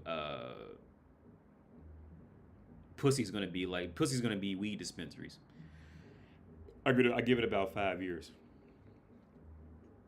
They're gonna starve men of pussy, and they're gonna start and watch anybody who owns a strip club or goes to a strip club. Watch how much you want to bet the IRS is getting ready to fill them places up. They getting ready to get that tax money out of there. Mark my word, you gonna just pull up to watch. You gonna pull up to a strip club and just see IRS trucks just sitting outside the motherfucker. They getting ready to starve men of sex. Why else would they go through? Why else would they? Out of all the problems on Earth, think about this. Really think about about what it really took for the U.S. government to be like, yeah, that's a good idea. Right? Think about all the other problems on Earth that could have been focused on. You got kids in slums eating garbage, eating garbage out of junkyards. You got you got global warming taking off like crazy. You got Ukraine still happening. What happened to Ukraine? Right? What you have all these other worldwide. What's the shit in Africa with a fucking? Well, it's Africa. So nobody cares about that. It's at what's the shit with the I can't think of Boko Haram shit going on down there. You got all this shit going on. And these motherfuckers here, and somebody to me say, hey, you know what we should do? We should ban porn. God damn it. Get this man a raise. That's what we need to focus on. Get the fuck out of here. It's not about banning porn. This is not about banning porn. It's not about women's rights. This is about, it's about starving men to get the money up out their pockets. Because you know men will come pay for pussy. Because it's gotten so bad where a lot of men just can't afford to pay for bitches to go out to eat anymore. They can't pay for bitches rent. They can't pay for bitches like that anymore, right? So all those avenues have slowed down. So how do you get that money back out the men's pockets? Because you can always get out the women's pockets, but how do you get more money out of men's pockets? You gotta get out of them through pussy. Get out of them through pussy. So you ban porn. You keep telling them in social media that yes, sex is bad. Men are evil. Men don't listen to you. Yeah, girl. Men don't listen to you. Why you gonna get up with him? Girl, you be better off by yourself. Yeah. I'm gonna give you myself. And because bitches are dumb. They don't know. They're fucking retarded. And then next thing you know, the pussy, giving out pussy is going to come to historical lows since like the Black Death or some shit like that. And then coincidentally, there's going to be a watch. You gonna open up MSN or some shit or MSNBC, and they're going to be like, a new law just you gonna see what's that mixed dude? I can't think of that motherfucker's name. His name's not Tom Brokaw. It's that mixed black Bryant Gumbel. He'll be like, a law just passed where women can now share their bodies how they want. How much you want to bet? He'll be sitting up with his little Bill Cosby sweater on.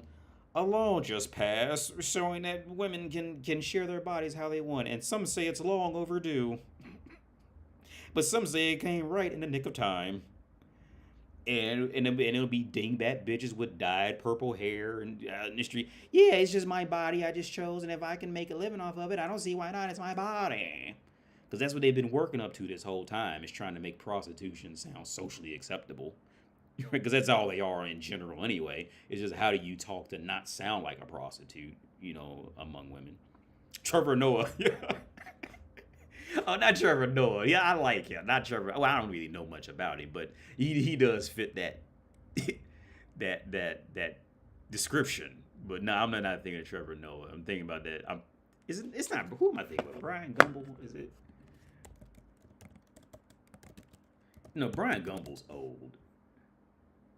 Yeah, that's him. That's him. That's what I was thinking. Brian Gumble. They gonna have the good one. He Brian Gumble. He's the good one. Brian Gumble is who Sacha Baron Cohen would go around trying to act black around and say, "Hey, look, see, black guys will have a problem with me." Brian Gumble would be the black. Brian Gumble would be the black friend. Dude, I have plenty of black friends. Brian Gumble. I can't think of another one. I don't know, because I don't think Trevor Noah really fits that description. Trevor Noah has a bit of a real side to him. I always sniffed out Wayne Brady. I always knew Wayne Brady ain't no bitch, and I can always sniff that out on him. I'm not saying Brian Gumbel's a bitch, but Wayne Brady's not. He had. Let's just put it like this: Wayne Brady he has a television voice and he has his real voice.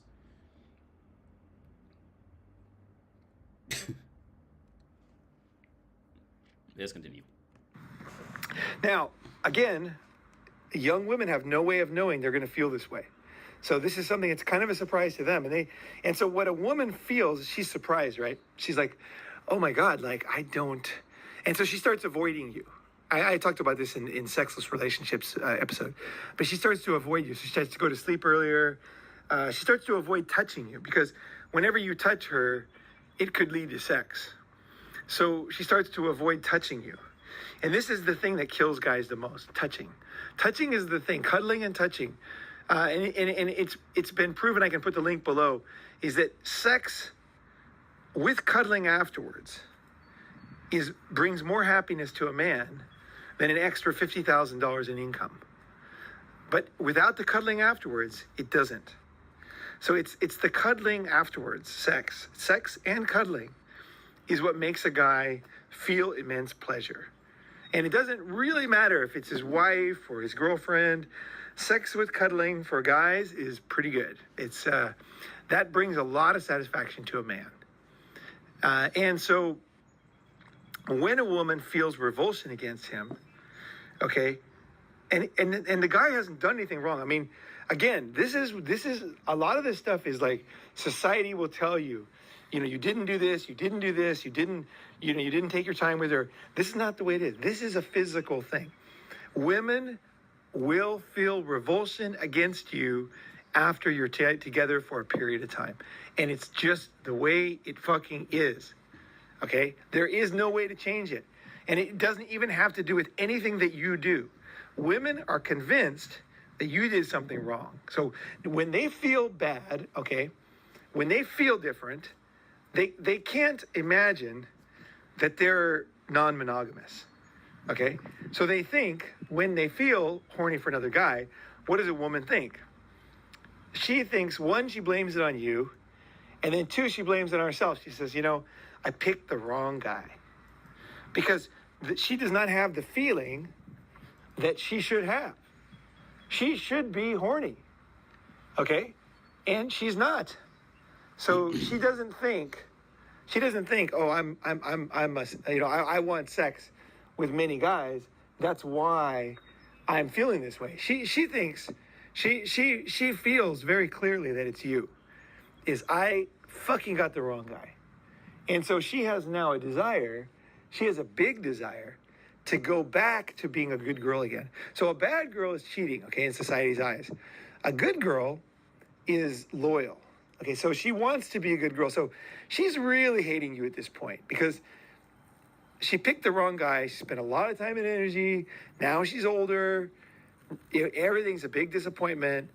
And she feels revulsion against you when you touch her. She does not want to be touched by you. And suddenly, she feels this really strong desire to get fucked hard.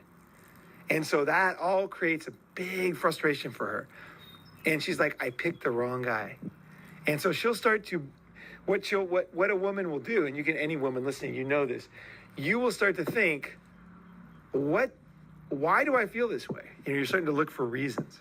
And you'll say, oh, because he did that. Oh, because he's like this. He's physically like this, or he did this in the past, or he said this, or whatever. So you're going to start to look, you don't imagine this is normal as a woman. You're not like, oh, naturally, I lost all interest in my sexual partner. And nobody told you this. So you're like, there must be a reason, right? This guy is not what I thought, right? So you start complaining about him, and then you start getting interested in other men. Okay, so this is what happens in marriage and long-term relationships.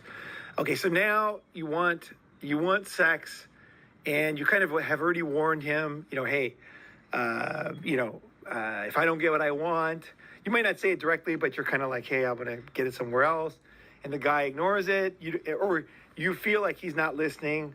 And I want to say this to women right now, is that a woman will feel, when she gives you a hint, okay, that she's unhappy, the hint is, I don't feel good. Okay, I'm not happy. Yeah. What she's saying is like, if you don't fuck me or make me feel a certain way, if you don't make me feel a certain way, I'm going to find another guy who does. Now, the woman feels like when she hints at that you already heard her. But there's no way for a man to hear that. And you would be the exact same way. You cannot read what people don't tell you. Okay, women think they can, and they get really resentful at guys because they say, I already told him how I feel, and he did not, respond. There's two problems with that. One is how he responded wouldn't help because you feel revulsion for the guy. So if he did everything that you said before, like spent more time cleaning up the house and massaging you and touching you, you're going to feel even worse because now you don't even want him to touch you. So you're kidding yourself right there. But also, your feeling that he should feel what you feel or know what you know or understand what you're really telling him is total farce. And it's just an excuse to do what you're going to do next.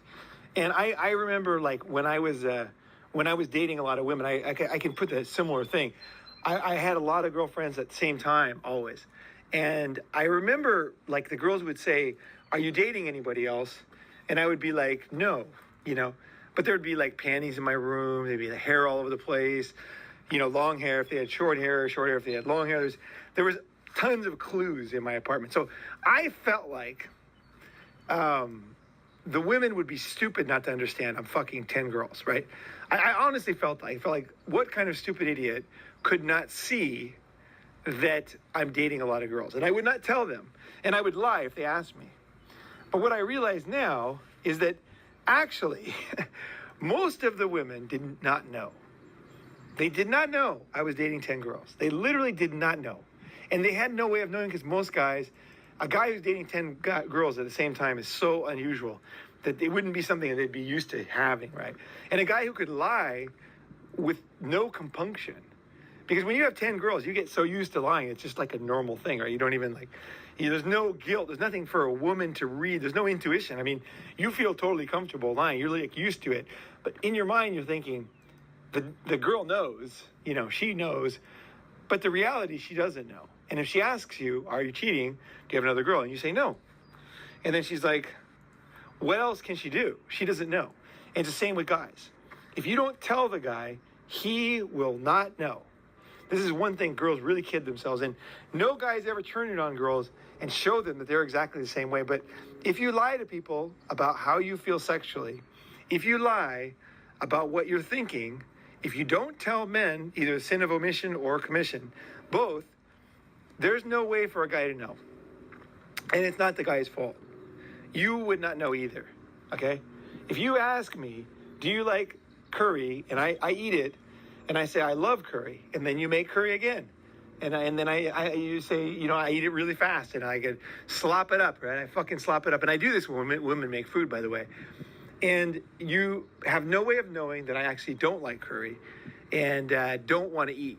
I don't think it's good, but I'm going to eat it anyway. But there's no way for you to know that. When I eat like I'm super hungry and I look like I really enjoy it. There's no way for you to know. If I lie to you, you're not going to know. And same with guys. If you lie to guys, they will not know. And as a guy, if you're being lied to, it's just like, there's no way. You fucking don't know. Like, if a girl just lies to you, outright lies to you, guys cannot know. And neither could women. Okay, so now you don't know that she's ready to cheat. And she is ready to cheat. So this is the first stage. So the second stage is she goes out. Okay, so now her pussy is dry as a fucking desert with you. No interest in sex. You try to touch her, her stomach crawls. She feels terrible. She's trying to avoid you. She might be guilty. She might fuck you once in a while, but it's like the proctological exam with the cold hand and just the misery. You're just putting up with it, right? So she's putting up with it. So after a woman gets into a relationship with a man, not only does she lose all interest in sex with the guy, but she actually loses interest in sex in general. So there's a period of time when a woman shuts down that she doesn't feel sexy for anything. Even masturbation doesn't really do it for her. She might masturbate, and masturbation is going to tend to be better, feel better than with the guy, but generally it's a deep freeze. So the woman actually, she actually thinks to herself, I am not into sex. And she'll tell you that. She'll say, I really don't care about sex much. And this is what really confuses guys, because they're like, my wife doesn't like sex. This is like a common thing guys think, is my wife is not into sex. And the women think the same thing. That's why it's so convincing. That's why the guys are like, okay, I believe it. Okay, so what I want to add in here is, he's right. I agree with him. But I think there are other ways. There's multiple ways you can get to this. And I'm going to throw in another way, right? Like I said, women are like, they're exactly like children. They want they want whatever that is going to come to them and entertain them. Right? By the time they have to entertain themselves, most of the times they rather just go entertain themselves by, alone somewhere. Women want a child. Women, they're like a child. They want somebody to come to them and entertain them. Right? And just and it's really so stupid. It's hard to even explain it. Like, like how court jesters are, and like how them kings used to have the jester come in and like juggle and shit and fall down. That is the ideal woman's life 24/7. Right? Is to have a jester, the equivalent of a jester coming in that can entertain her, but in a different way, like take her out to eat, blah blah blah, blah, and keep giving her something new and different to be entertained by. Right? She needs that, like a child or like an incredibly spoiled man, right? Like she needs that level of it all the time. So what happens is when you date a woman, right? It's like I said earlier, at some point you're just gonna fizzle out. It's just the nature of it, right? Now, trying to tell a woman that who's going through it, she can't handle it because her childish female emotions just take over, and she can't. It's literally a woman's biological function is to stay a child in terms of finding entertainment. Because if something's not coming around her, whether it's buying cars or whatever the fuck, something has to come in and entertain her. And whatever that thing is, at some point, it's going to die out. So some guys would blame it like on sex. Like, oh, it's sex. So here's the thing. It doesn't matter, even if you're the best dude at sex. At some point, like, it's just going to die out. Like, either she's just going to get tired of you or you're just going to get tired of her at some point, right? It's just going to happen. So it's not like, oh, it's because you're not good at sex or something like that. It doesn't matter. Even if you're good at sex. If I always use the example, if I gave you whatever your favorite food is and gave it to you 5 times a day for the next 5 months, at the end of that 5 months, you're going to be like, get that away from me. Right? It's just going to happen. So it's not like, oh, it's because you're not good at sex or something like that. It doesn't matter. Even if you're good at sex. If I gave you whatever your favorite food is and gave it to you 5 times a day for the next 5 months, at the end of that 5 months, you're going to be like, get that away from me. Right. Now, with a man can come to that understanding a little better. A woman can't. Because, okay, a woman can't in the same way as you know how those Nigerian prince scams were going around, or or these love scams were going around, and the people would get addicted, sending them money. Next thing you know, they didn't send them $100,000 or shit like that. And by the time the person has to break down and tell them, like, look, like they're not real, the person who gave them all this money, they a lot of times they still don't want to believe it, and they'll keep giving them money, kind of thing. Because in their head, they think that they found the perfect scenario of spouse. That's how it is with a woman. See, to a woman, like, she feels like deep down, every woman thinks that she is one day going to find somebody who will be 100% absolutely perfect forever. Right? They never grow out of it. If they grow out of it, then they just become horribly bitter because they can't handle the reality that, oh, maybe they should give some input on a relationship. Right? Right. So that's how you see a lot of older women who just become bitter. See, that bitterness comes from aging out, getting older and uglier, and then four, coming to the conclusion, he can make me happy, but I also have to think to make him happy, and it's not just giving him a blowjob. I actually have to develop some type of character and personality, and that's how you get old bitter bitches, because that's torture to them. Having character and development is torturous for a woman.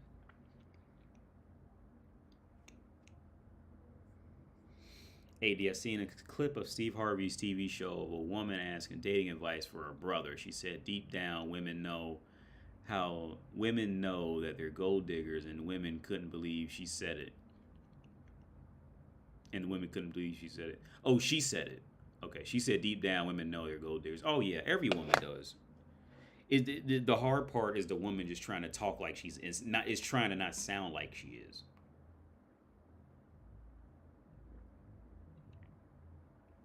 Every woman knows it. The only time it becomes offensive is if she's ashamed of it on a next level, or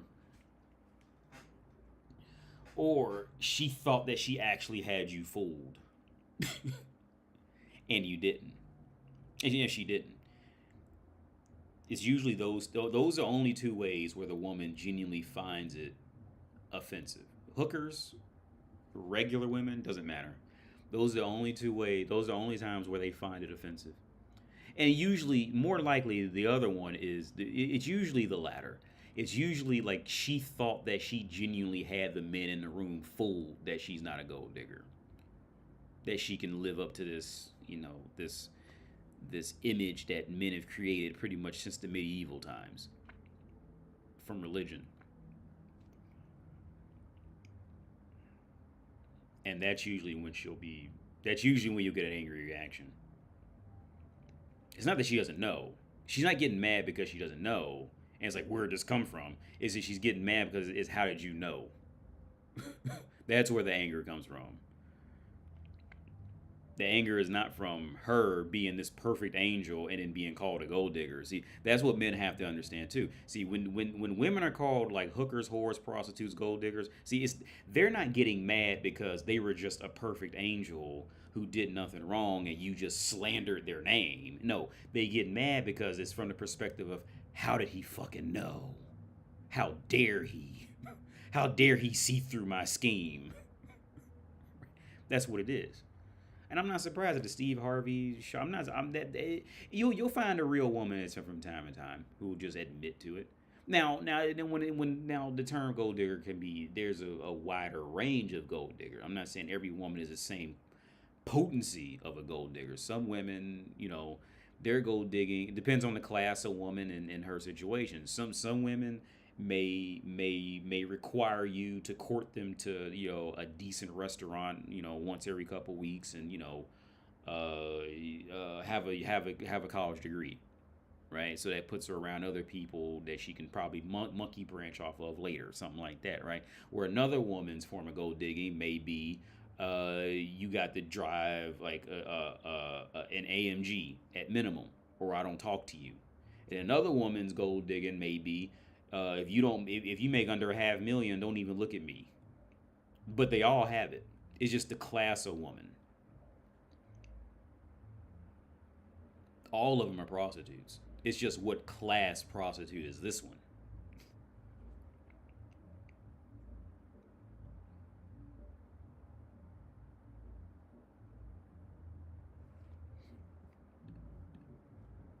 Women are like, you don't, as a woman, after you get into a long-term relationship, you just don't feel interested in sex for anybody, but it doesn't last forever.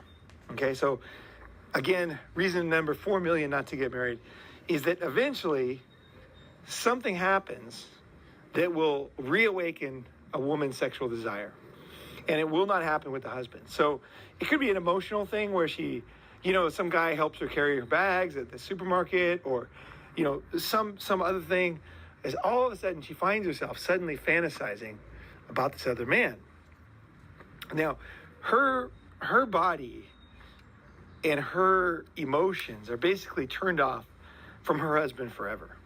So marriage is over at that point. The marriage that you got married for, the reason why you got married, the reason, all the good feelings, all the good things that you wanted out of marriage, they are now over. And this rest of this is just insult to injury. What? Yeah. How? For 95% of the cases, it's usually completely over. The only way, because a friend of mine just got a divorce, and I told my girl, I said, yeah, like that's over, that's done. Because he wants to get back with his ex-wife because they had kids together, and I told my spouse, I said, look, no, that ain't gonna never happen.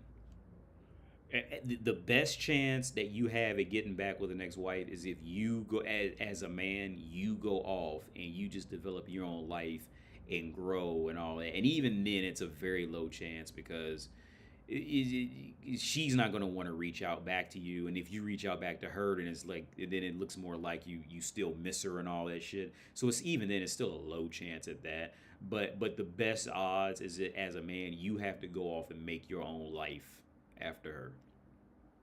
Getting back with your ex-wife in this situation doesn't work. When the woman got up and left, it doesn't work. You sitting around like him, because he was sitting around wanting to get back with her and wonder why she's so crazy and all that, and he's wanting to get back with her, and I'm just like, no, dude, like that's not gonna happen. You sitting around lingering around hoping she comes back, doesn't work like that. You have to go out and create your own life to the point where you damn near completely forget about her. And that only then is when there's a chance that she may have some type of interest in you again. Turn this light on.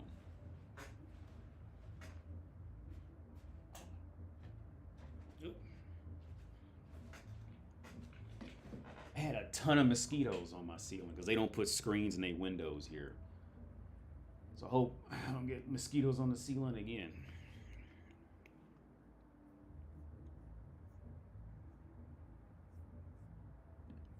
How bad it can get is fucking unbelievable.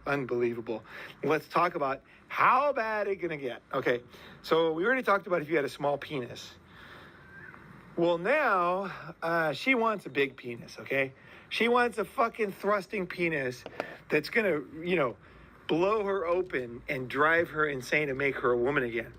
So when she does cheat, she will cheat with a bigger penis. Now, when we talk about penis size, we're always talking about from, I don't know, kind of a childish perspective. I want to talk from a very realistic perspective. And you're somewhat lucky if you have a small penis, because you already can see that there's no way you're going to satisfy a woman in her prime. Okay? So it's a very good excuse to not try, because the pain of, if you are a guy who's not well endowed, the pain of, the whole reason why you married the girl is, one of the main reasons is that you gave her pleasure. And men believe that they give women pleasure. They don't believe the woman gets pleasure in general. It's like you're touching her, you're warming her up. The little tricks you do make her feel pleasure. And you feel like you guys have some kind of bond. You're bringing some kind of pleasure to this woman, and it makes you feel very, very good. Now, what happens when the opposite happens? Well, obviously, it's like terrible, because not only do you not give pleasure, and she feels revulsion for you. So this is bad enough that you should never fucking even consider getting married. I mean, honestly, this is like right here, we're talking red line for guys. A girl does not want you to touch them. They feel sick to their stomach. I mean, right there, you can go cry for a month and 6 months on that. It's so sad. It's so sad for a guy. I mean, it doesn't take any more. That's enough right there. Is the woman that they love, that they committed to, now does not want them and actually feels sick when they touch them. That is enough right there. That's the main thing, is a woman does not want you. That's the biggest, most just terrible feeling for any man. And that doesn't matter if your penis is 8 feet long. That's the way she's going to feel about you. So Now, this is where I think it's getting kind of weird. So, as a guy with a big dick,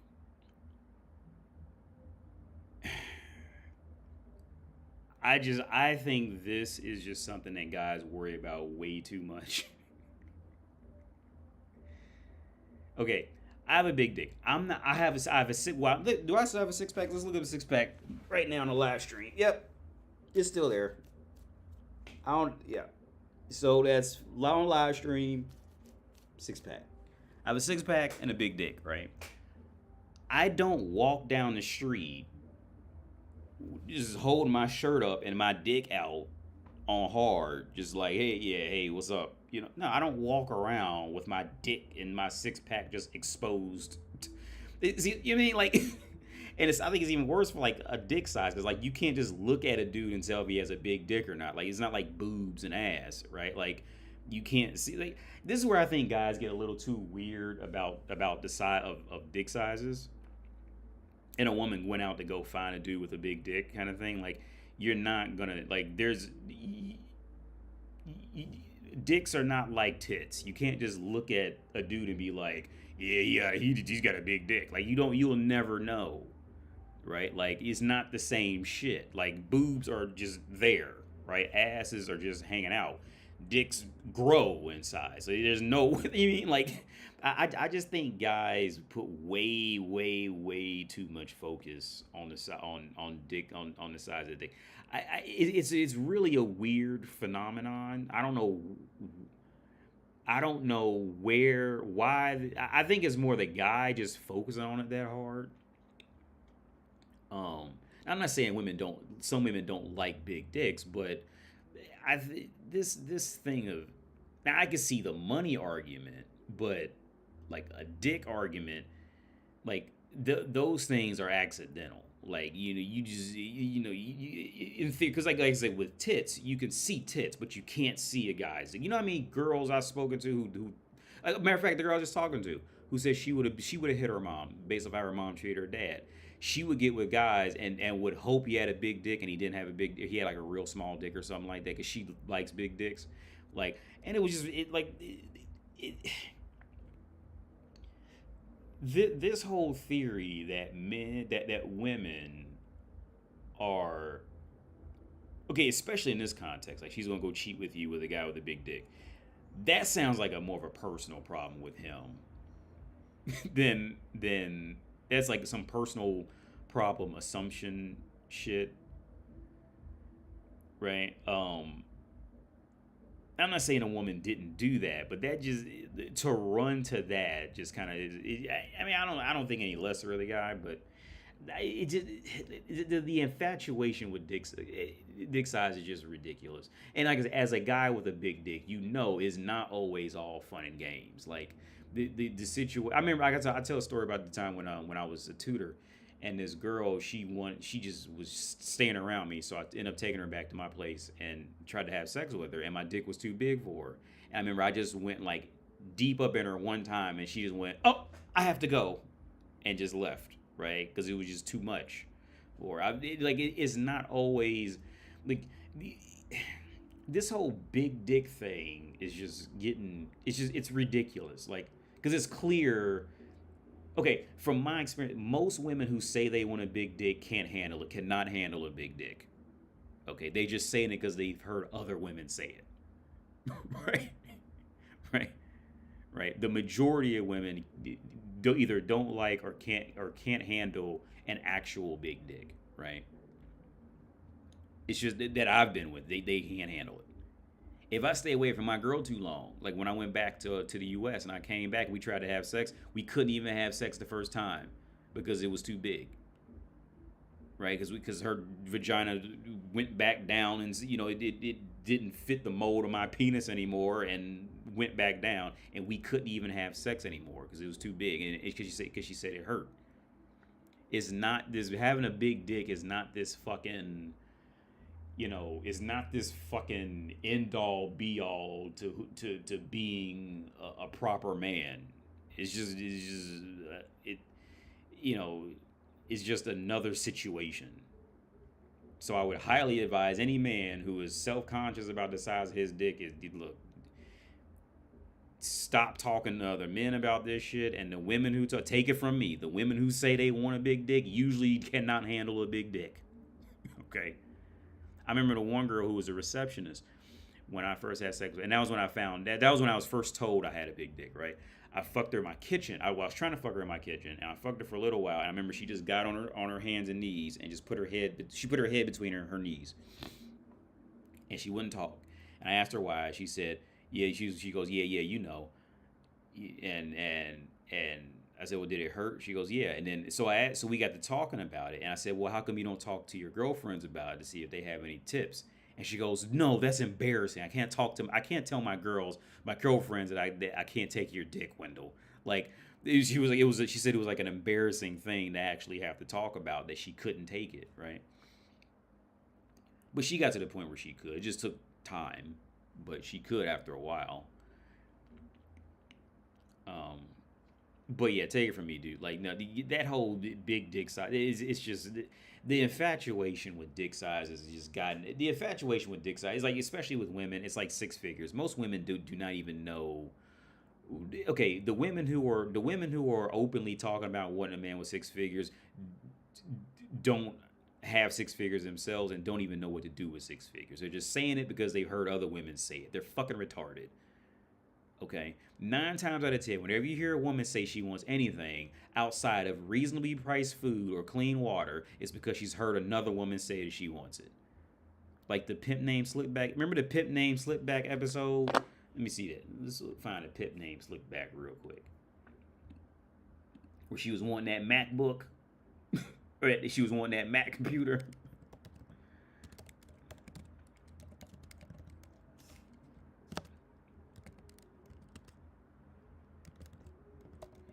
And he had to slap the bitch like, "Shut up, bitch. You always want a new computer when you see a new one." This is my state-of-the-art surveillance center. Why does a pimp need a surveillance center? Included in your retainer fee is state-of-the-art bit surveillance. Quiet Storm here has been monitoring your wife's conversations and emails. Daddy, I've got transcripts of all her conversations today, no mention of Usher. I'm hacking into her email now, but this computer is running a bit slow. Perhaps if we didn't have dial-up. Bitch, don't start with that "we need another computer" shit again. You say that shit every time a new iMac comes out. You ain't slick. You better make that keyboard work, bitch, and stop playing with me. Yes, Daddy. Because he looked over and she was talking about, yeah, the computer's moving a little slow. And he looked over and he seen the advertisement for it. Said, "Bitch, you always talk about the computer slow whenever they come out with a new MacBook. You better make that keyboard work." But that's how bitches are with everything. That's how they are. They only want shit because they figure somebody else, they figure another woman got with a man of value who has it. Right? They're fucking retarded. Right? If the woman was so strong, here's, like I said, if okay, based off of woman theory, here's the thing. Let's talk about money, right? Based off of woman theory and woman logic, woman always wants to go up, right? So So, based off of woman theory, woman logic, any woman who has to scream out loud, let's just say she wants a man with 6 figures, right? Who earns 6 figures. Okay. And we know woman's theory, woman's logic, she always goes up. Look at Angelina Jolie. She goes up till she can't anymore. Now she's done. She went as high as she can go, and she was over after that. Woman's logic, she always goes up, right? Now, all these women who claim that they're worth it and they want a man with 6 figures and all this, right? Well, in theory, if the woman's worth it, she should have no problems finding a man who earns 6 figures, right? But it doesn't stop there. Once she gets with that man, 6 figures to her should be nothing. Now she should move up to 7 figures. But see, all these dingbat idiots on Instagram, none of them are doing it.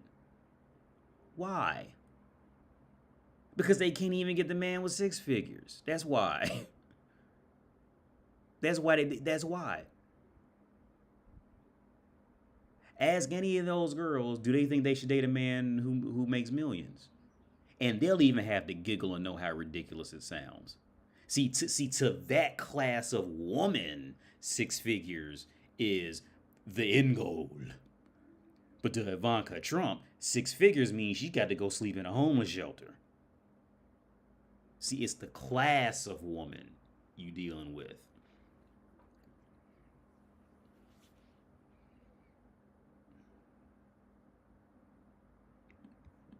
You're fucked. You're fucked. Any guy is fucked to this point. But it gets worse. You know, the thing about bad feelings is they can always get worse. And so what happens next is she feels all of a sudden testosterone. She wants more sex, and she wants sex with different guys. She wants a big penis, you know, all the things, you know, she wants. And so when she does go and get that, how does a man feel? How does a man feel? No one talks about this. A man already has all the negative feelings that he has from her not wanting him, from the disappointment of the whole thing, from the gradual misery that's being created here. And then when she does go and get the other man, if the other man is, let's say, much more sexual, much more powerful than the original guy, I mean, this is pretty much suicide stuff for guys. I mean, we're not at bad feelings now. We're at suicide stuff. And this is why guys do not want to know this stuff. Because they're just like, fuck, no, I can't hear it. Don't tell me. I don't want to hear it. Fucking, I don't want to hear it. If she does it, it's one thing. But if you hear it and you see it, it's just fucking terrible, right? It's just, fuck, you know, it's so bad. And this is exactly what happens. This is what happens in marriages. This is the reality. And the only reason why a lot of guys don't know this is because they don't want to know this. And also because the girls are lying, right? So it takes energy to discover this stuff. Now, it gets worse. It gets a lot worse. Why would it get worse? How is that possible? How is that possible? It gets worse because of the nature of sex, okay? So when she originally dated you, there is some excitement, right? You took off her clothes the very first time. Now, this is all long gone, okay? Don't get me wrong. But let's just look back how much pleasure she had from sex with you. You know, there was a lot of pleasure. You know, she felt, she's going to forget it all and she won't remember it and it doesn't matter. But let's just look at it anyway. She had a lot of pleasure. She probably had orgasms. She felt super happy with you. She felt a lot of pleasure. And it was good. It was fucking good, you know? It was maybe the first time she did XYZ, and that there's an excitement there. But does a woman, just ask yourself, man or woman listening to this, does a woman feel insane about having sex the first time with a guy? Or No. Does she lose her fucking mind? What causes a woman to really lose control? What are the factors? Does she come... Okay, the only time a woman has genuinely fun the first time she has sex is because she's... Okay, the only times that will happen is if she's cheating on somebody and she feels like she's paying back something. Sex one time, like one night stands and shit like that. Those are very not enjoyable for usually for both parties unless they're just like super horny. The only time a woman is genuinely happy in sex, especially the first time, is because she's trying to pay somebody back, and that high is getting her off.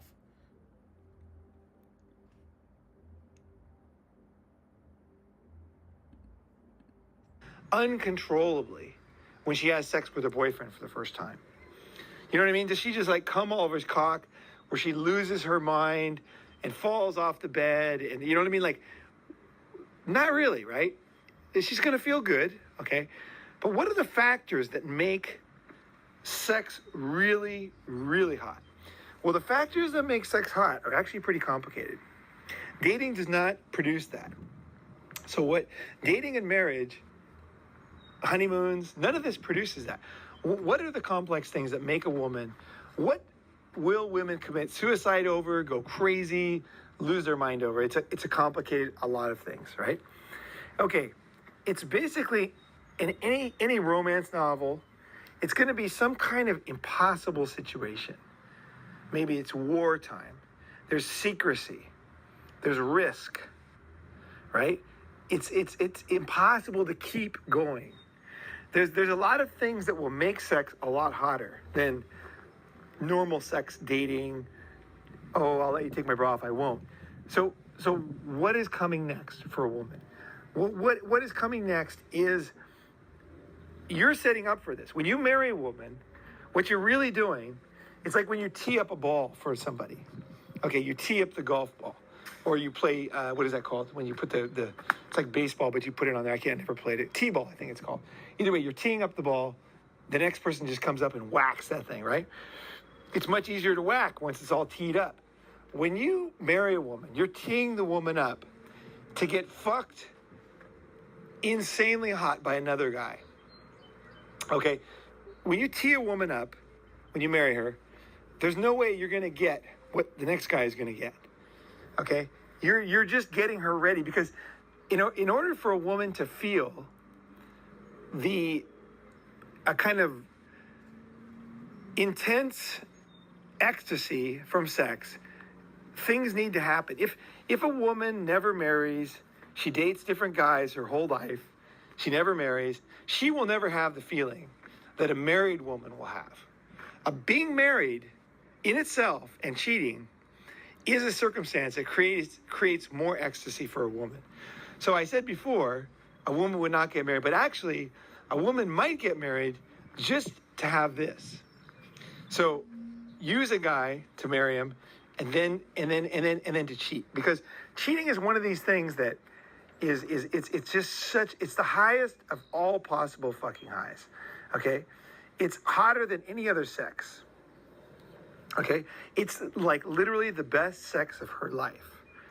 She feels like fight or flight. There's a fear of getting caught. There's a fear of losing her lover. Again, when you're having an affair, like there's a lot of the fear is that you're going to get caught or it's going to stop, right? Something's going to go wrong, right? And it's basically, the reason why it's so hot is because there's 3 pleasure points that make it hotter than any other sex. One of them is arousal. Another one is satiation.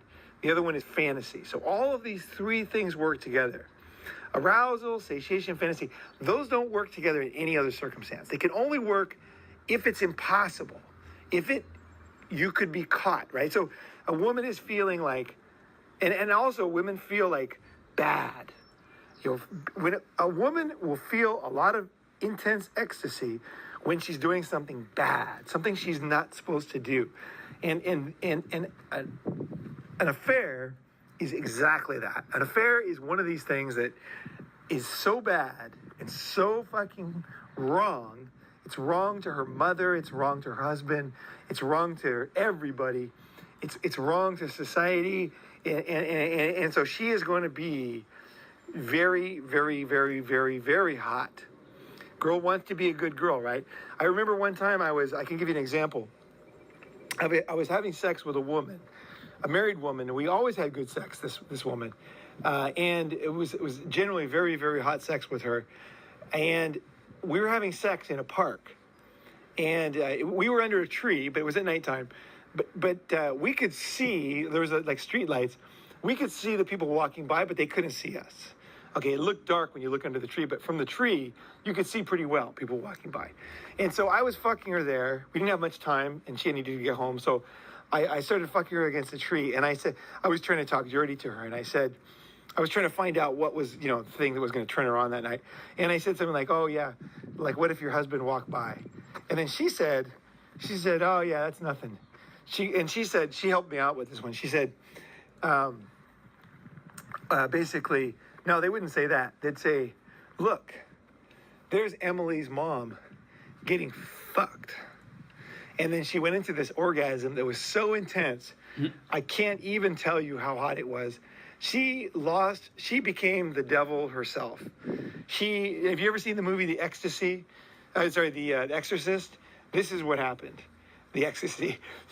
She went into this insane writhing and coming and foam flying out and losing her fucking marbles.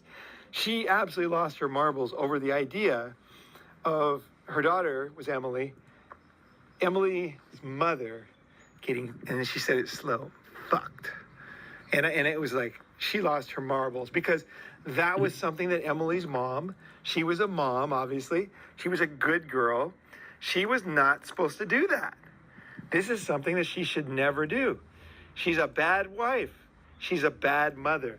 This is the drug high of cheating. And there's nothing like it. There's nothing like it.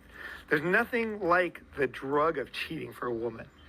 It's just like everything, guilt, pleasure, shame, emotions, fear, the possibility of dividing. It's just like, and I think one of the biggest things is the feeling that it's like you could have this all the time if only, so it's not like the problem with dating, why dating never gets so hot is because it's very believable. Okay, you're dating somebody, right? You're taking their clothes off. It's very believable. It's normal sex. It's nothing. It can't get that hot, guys. Dating sex can never be hot. Okay. Yeah. Cheating sex. Yeah. Oh my God. We're talking a different level. I fucked a lot of married girls, and I can tell you right now that by far the hottest married girls, the hottest sex I've ever had was always with a married girl, and one time was with a girl in a relationship. But I think she felt very bad about it, and that's why it was so hot. And it was like a one-time thing, and it was insanely hot. It was hot because of the nature of the situation. So now, as a guy, right, do you want this, right? Do you want this whole thing?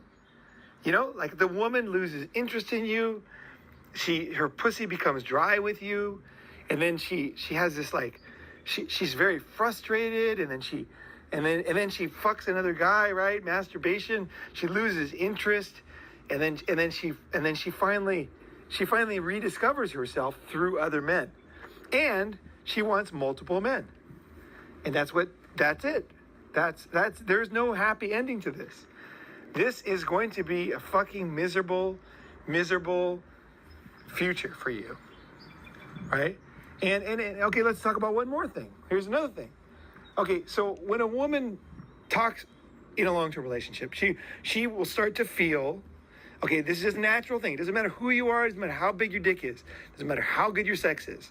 A woman will lose interest in you, okay? And her skin will crawl when she looks at you, okay?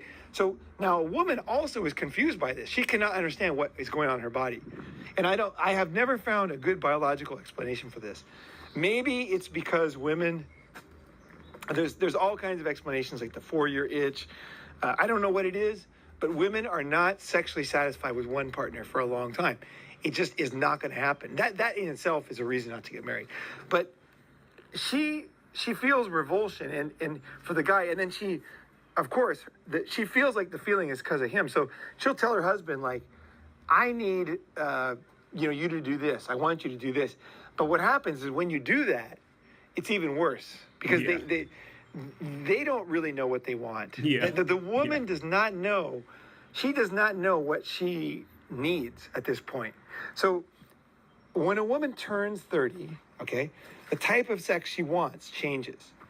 Okay, until she's 30, I mean, sex is like not such a big deal. Like I said, it's not that she even needs it before that. It's kind of like she wants it, or depends on the guy or whatever. But it's not such a big deal. But after 30, this is when, like I said about the penis and the thrusting, and also something else changes. She wants longer sex. So she might want, instead of having sex, like a guy might want to have sex 5 times a week or 7 times a week, 10 times a week. A woman, when she gets in her prime, what she really wants is long, orgasmic, multi-orgasmic sex. Now, is it possible if a woman is repelled by you, feels revulsion and sick to her stomach when you touch her, is it possible that if you touch her for hours at a time, let's say that you took her advice, let's say you said, okay, I get it, you want long, slow, sexy, orgasmic sex, and you try to give it to her, could the same guy give it to her? No. And this is what women are not honest about. It's impossible for the guy to give it to you. You do not want it from him. You want it from somebody else. So stop telling guys you want it from them, because it's not true. You don't even want to touch them. So, don't touch me for hours, right? But you want this longer sex. And I've so many times I've heard women that are married will tell me, as I'm fucking them, they'll be like, I want this from my husband, I wish.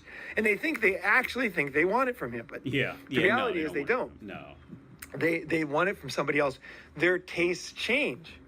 Okay? So now, as a guy, let's go back to a feeling of a guy, right? How would you feel? I mean, obviously, not being wanted, all these things add up, but each one is insult to injury. It's all bad, okay? It's really bad. Let's say that you've married this girl, she doesn't want you, and she might give you sex once a month, she's dry, you can tell she's angry, she's not into it, she's unhappy, but she's trying to be a good girl, she's trying, right? The woman, that's the thing, she's not being bad, the woman is not being a slut, she's trying, okay, I'm just in this example, the woman is trying her best to please you, she wants to be a good woman, I'm talking about the best woman, okay? She wants to please you. She knows you gave a lot to her. And she wants to make you happy, so she's having sex with you, despite the fact that she feels total revulsion for you. Now, when she does have sex, when she does finally find a guy and gets the right circumstance where they have long, sweaty, orgasmic sex, how as a guy would you feel about that? This rips your fucking heart out. Your fucking heart is fucking ripped out and torn into a million pieces, man. It's not just sex. It's long, orgasmic, loving, kissing, tender. I already said that this is what the guys want most of all. It's not sex, you guys. That's what everybody focuses on. It's the loving, it's the kissing, it's the wanting, it's the needing, it's the pleasure, it's the sweat. It's the anticipation and the fuck. I mean, everything sucks for a guy, okay? This fucking sucks so fucking bad. And the fact that it doesn't matter who you are, it doesn't matter how hard you try. It doesn't matter how hard she tries. She cannot give you this. Her body will not allow this to happen, even if she physically does it. Her body does not want you anymore. This is the sad thing. I agree with that. This is just evolution, man. So let's see if there's any more notes here. Okay, types of sex, quickie, feelings. Oh my God. I get so. I think I pretty much got most of it here. It's just like insult to injury, and I think I just want to add on one last thing, talking about the checklist of resentment, is when women blame you for something. Well, okay, here's the process a woman goes through. She first thinks she wants sex from another guy. Okay, so she feels guilty because she knows, right? She made a commitment, right? And you made a commitment, so she feels guilty. But then give it a little time, and she starts to feel that something about you caused her to feel this, you know?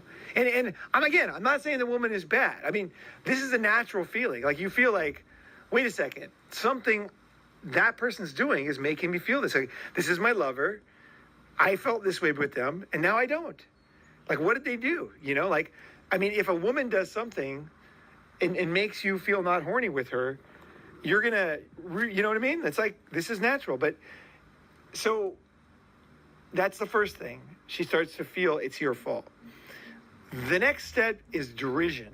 So whenever she talks about the husband, she will, like, if she's talking to her friend, she will, like, no longer guilt, no longer confusion.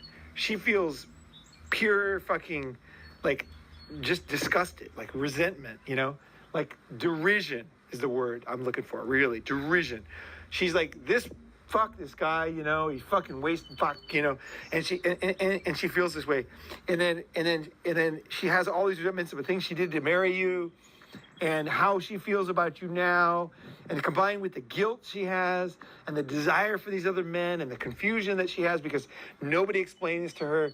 And then when she finally has an affair, the absolute fucking ecstasy she feels.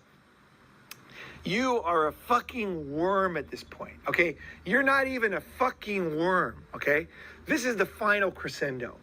So now she goes out, she fucks this other guy. Everything works together. The fear of losing, the anger, the guilt, the good, the bad, the feeling of being a whore, because now she's now all of a sudden her body's woken up and she wants the fucking thrusting. Nothing could be dirty enough. You know what I mean? Like, give me it all, she feels, right? The sex is like, okay, so now she's reached this crescendo. Now what happens? What happens? Hey, you know what's funny? Like, could you imagine if he was, like, really walking down the street talking like this, holding the camera? You know what I mean? Like, walking in the park. Mind releases chemicals like a tornado, okay? So now what happens when you have chemicals like driving you like crazy? You have no pity. You have no pity. You cannot feel anything, okay? It's very similar to when you get in a fight. If you get in a fight or you're almost killed, you know, like, you just, afterwards, you just don't have any feelings. You're like, the guy you beat up is like a fucking worm on the ground. Like, you don't feel your normal emotions. And the reason why is chemicals have been released in your brain that make it impossible to have emotions. Like, your emotions are gone. You've gone into fight or flight. You killed somebody, or you beat somebody, you know, something happened, you had an accident. Something happened where you're not in touch with your emotions at all. And you're capable of being very callous at this point because you don't feel, okay? It's been proven that rich people, the richer they get, they cannot understand how it feels to be poor anymore. They literally do not know. They cannot feel. Okay, I'm not kidding. I'm not saying girls are bad. I'm not even saying, in an example, I'm not saying rich people are bad.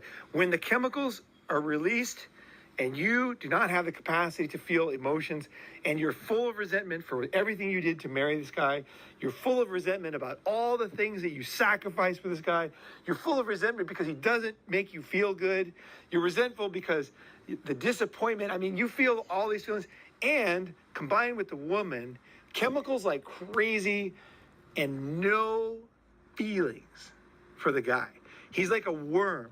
Because a woman, when she leaves a guy, the way women leave men is they have love, okay, they have a feeling of love, and then as the guy does things, that feeling goes away. So a woman will wait until she feels nothing for you before she leaves. That's the way a woman leaves you. When a woman still loves you and has some feeling for you, she won't leave. She'll wait. She'll wait for you to make more mistakes until her feeling of love is completely gone. And when she has no emotion for you at all, then it's easy to leave.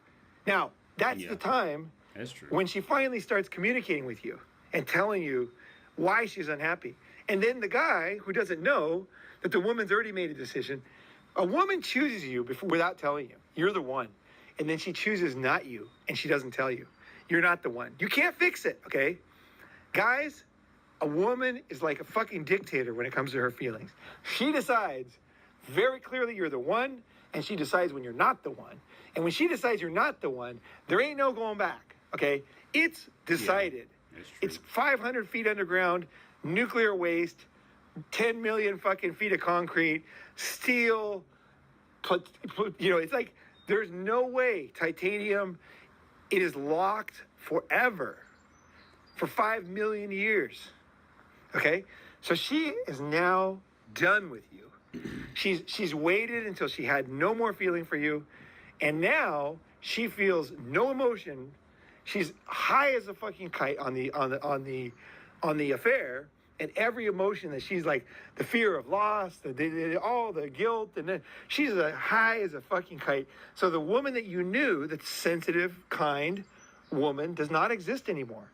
She literally could kill you. She could run you over with a car. She could poison you. Nothing would. She's totally over you. I mean, she feels no love. She feels resentment, and this new guy is making her feel insane. Now, what's okay? Look, but okay, yeah. What he's saying is right. What he's saying is right. But the only way you really fall into that position is if you consider trying to make her happy. Right? The only way. Okay. Now, every guy's been in this position at some point of like, of ending up like having to face that reality, like, yeah, wow, like bitches really don't care about, like, she really doesn't care about me. It's like, and it hurts, right? Every guy's gonna be in that position at some point. Like it's like Richard Pryor said, like that's how you turn into a man, is by getting your heart broke. Like that's what turns a boy into a man, is getting his heart broke. Everybody has to go through that at some point. But as you get older, I think the next level of growth is realizing, once she's come to you on some shit like, you don't make me happy, the best way you can come back to that is to, okay, I don't make you happy, then leave. That's the best way. Because if you show any signs of trying to make her happy, that's when all that anger is going to come out, and you trying to force it, and, oh, what can I do? I did everything like a month ago. And that's when you end up like, that's when some guys end up going crazy and hitting her and killing her and all this shit like that. Look, it is not your responsibility to make her happy. All right. Now, if she was happy while she was with you, that's fine. If you felt like doing something that made both of you happy, or maybe you feel like doing something that made her happy here or there, that's cool too. But it's not your responsibility to make that other person happy, right? Once you fall into that trap, now you're always going to be underneath her in that trap, and you will never be you are never anything of any value to her ever again. Like the friend of mine whose wife who left him. When she decides to get up and leave, tell her, okay, well, should I unlock the door first? I'll walk you out. Should I call you an Uber? Are you okay? Somebody shooting fireworks. The last thing you do is sit up and in any way, shape, or form should act like you give a serious fuck about her happiness. Okay, if she's not happy, that's her problem. It's her time to go out and find some happiness. And mark my word, usually if you approach it like that, that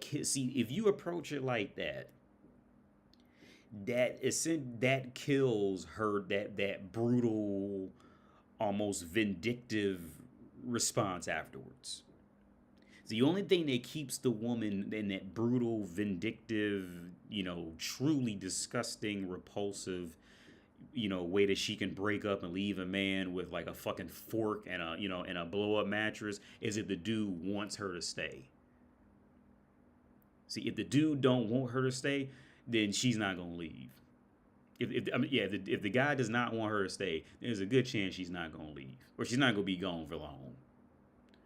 The only time a woman leaves you is if she knows it'll break your heart. She is not a woman will very rarely leave you if she thinks that your life is genuinely going to be happier without her in it.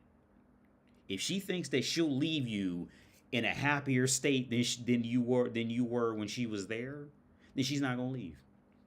She'll play around with it and just to try to get you riled up and all that like a child. But the woman's ego won't allow it. I'm sure there's anomalies here or there, but generally speaking, it doesn't work that way. The only time a woman leaves is if she's certain that you're gonna be fucked up about it. That's the only way she does it. In most cases. And some women leave in different ways, right? Some women will leave physically, but try to keep you on the phone bill or, some shit like that. That's her way of keeping you there. Because if she doesn't want to be there, she would separate you from phone bills and car notes and insurances. And if she don't want to be with you, women know how to get the fuck away from you, right? Women leave in different ways. Some women can leave physically, but they'll try to stay financially to keep a tab on you. Some shit like that. But they will never, when a woman leaves.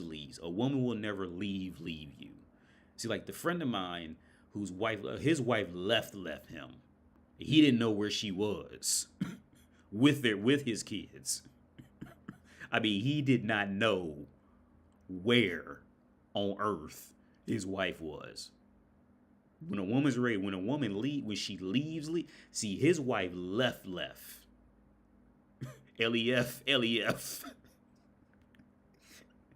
Right? Because he was on that whole, oh no, are you crazy? You gotta come back. What's going on? Blah, blah, blah. Yeah, see, that all that does is make her feel good about leaving, because now she knows she hurt you in the process of leaving, and it makes her feel good. If she's ready to leave, tell, hey, I'll pack your bags. I'll help you pack. They already packed. Goodbye. I've done it before numerous times, and I'm sure I'll do it again in the future. Actually, I did that with the receptionist girl. Because she was talking about leaving, so I came home. I packed all her shit in trash bags and put it right by the front door. And she walked in and seen it with a Pikachu face. And then she called her dad over to come help her move it, because she wasn't serious. But I'm not being ready to play those games. Her dad was cool. He was a real nice guy. I really enjoyed him, actually. And he came and we like laughed a little bit. And I said, hey, sorry, but and he was like, no, it's cool, man. And he got all her shit and had a dolly with him. Yeah. Do not try to hold on to it. If she comes to you with this whole I'm not happy shit, well, look, the worst thing to do is try to figure out, is to seriously figure out why she's not happy, right? You could say, what are you talking about? We got this and that. You can say that type of thing, but don't try to. The worst thing you do is seriously try to sit down and debate with a mentally adequate, with someone who has the intelligence of a child, figure out why she's not happy. Right? You'd be better off probably just talking to an actual child why they're not happy instead of a grown woman. You'd probably have a better result of just talking to an actual child instead of a woman about it. But yeah, but everybody goes through the phase that Ronan Man's talking about. At some point you go through a phase of, what did I do wrong? Blah, blah, blah. I did so much for her. I bought her this. I did that. And where did I go wrong? All this. Everybody goes through that at some point. You had, like Richard Pryor said, it's your graduation into becoming a man. You have to realize that women really don't give a fuck, and you weren't just the lucky one who found that one who did. Right? It's boys' development into man. Right? But yeah. Don't try to figure out why she's not happy, dude. Don't that is, I mean, you can play with her just to entertain her, like, in a bullshitting way, but don't ever seriously try to figure out why any woman on earth is not, I would say even family. Like, I told you stories about my family where I had a cousin who was going through that. Dude was beating her ass, and I was the only one who said don't go over there. And it, like that one, my cousin, she was exactly where she wanted to be, with that man who was beating her up. And everybody else was getting mad about it and all that. And I was the only one who said, yeah, I'm not touching that, because a woman knows exactly what she want to do and all that. Let her go. Don't ever try to get into some fight over a woman. Don't ever try to figure some shit out with a woman. Okay, unless you're like trained as a therapist like me, and it's like some, you get wrapped up in it. I've done that before and approached her as a therapist, but not as like a human. Don't try to figure that shit out, because that is a waste of time. All it's gonna do is bring you down. Next thing you know, you ain't happy. Now she ain't happy. You ain't happy. She's getting mad now because you ain't happy. Now you getting mad because she's getting mad because you getting mad. And now you can't think of it straight. Now you messing up at work. You messing up at home, and she's still getting even more mad because you getting more mad. No, just get the fuck out. Like I said, see, this training comes from my master's degree of how we had to deal with my teacher. His name was Alan Dimmitt. I'll say his whole name because he was a great teacher, Alan Dimmitt. And he was the first one who ever opened my eyes to just how deep and how quick even a situation with two people can just, because he actually drew it out on the board of what this person's thinking that the other person's thinking that the other person's thinking, and just how quick all this can just multiply so fast. And when you see, here's the thing, when you see these things drawn out, like you can know it, but when you draw it out on these different levels, for example, like me and my girl, right? We have an argument, right? And now the core of the argument, she's really mad because I didn't hold her hand walking across the street. But she's bringing up an argument about the dishes, right? Now I'm getting annoyed and I fuck around and say something, aggressive. Now she has something to feed back on because now she's mad because I lashed out at her about her getting mad about the dishes. Now I'm thinking that she's mad about the dishes, which she's really not. She's really mad about walking down the street. So now she's thinking that I'm thinking that she's mad about the dishes, and I'm thinking that she's mad about the dishes, but she knows that she's really thinking about walking down the street. So now she's got walking down the street to be mad about. Now she's got to be mad about the dishes, and it just keeps growing. Then we get to talking more. Well, what about that time you did that? And now I'm mad about that time she did that. She's mad about walking down the street and mad about the dishes. I'm mad that she's getting mad, and she's mad that I'm getting mad, and I'm getting mad that she's getting mad that I'm getting mad. Right? See, when you do an exercise and draw it all out on a piece of paper and see how crazy that shit gets, because one retarded dingbat bitch doesn't know how to fucking communicate as a grown adult. See, that's how you get the courage real fast to say, oh, I'll pack your bags. Your shit will be packed. See, when you do these exercises for mental health, for theories in mental health, and you see this shit drawn out on a chalkboard, and you see how quickly all this shit grew from one little misunderstanding, and usually because this one person was a fucking idiot. Oh, you learned real quick how to spot that out real quick and be like, get out of my life now, and won't have a problem with it. But I think it's only until you actually seen it. It's like reading. It's like, these things, so many things but it's like when you see it written down, it's like, oh, I'm doing that. Stop that. Right? It's different when you see it written versus, we all know these things, but to see it written, it can hit you totally different. But yeah, I have no problem with being alone. No problem. No, women love that. Women love to keep any kind of drama going because it keeps them relevant in some kind of way. Men, we usually don't like that at all.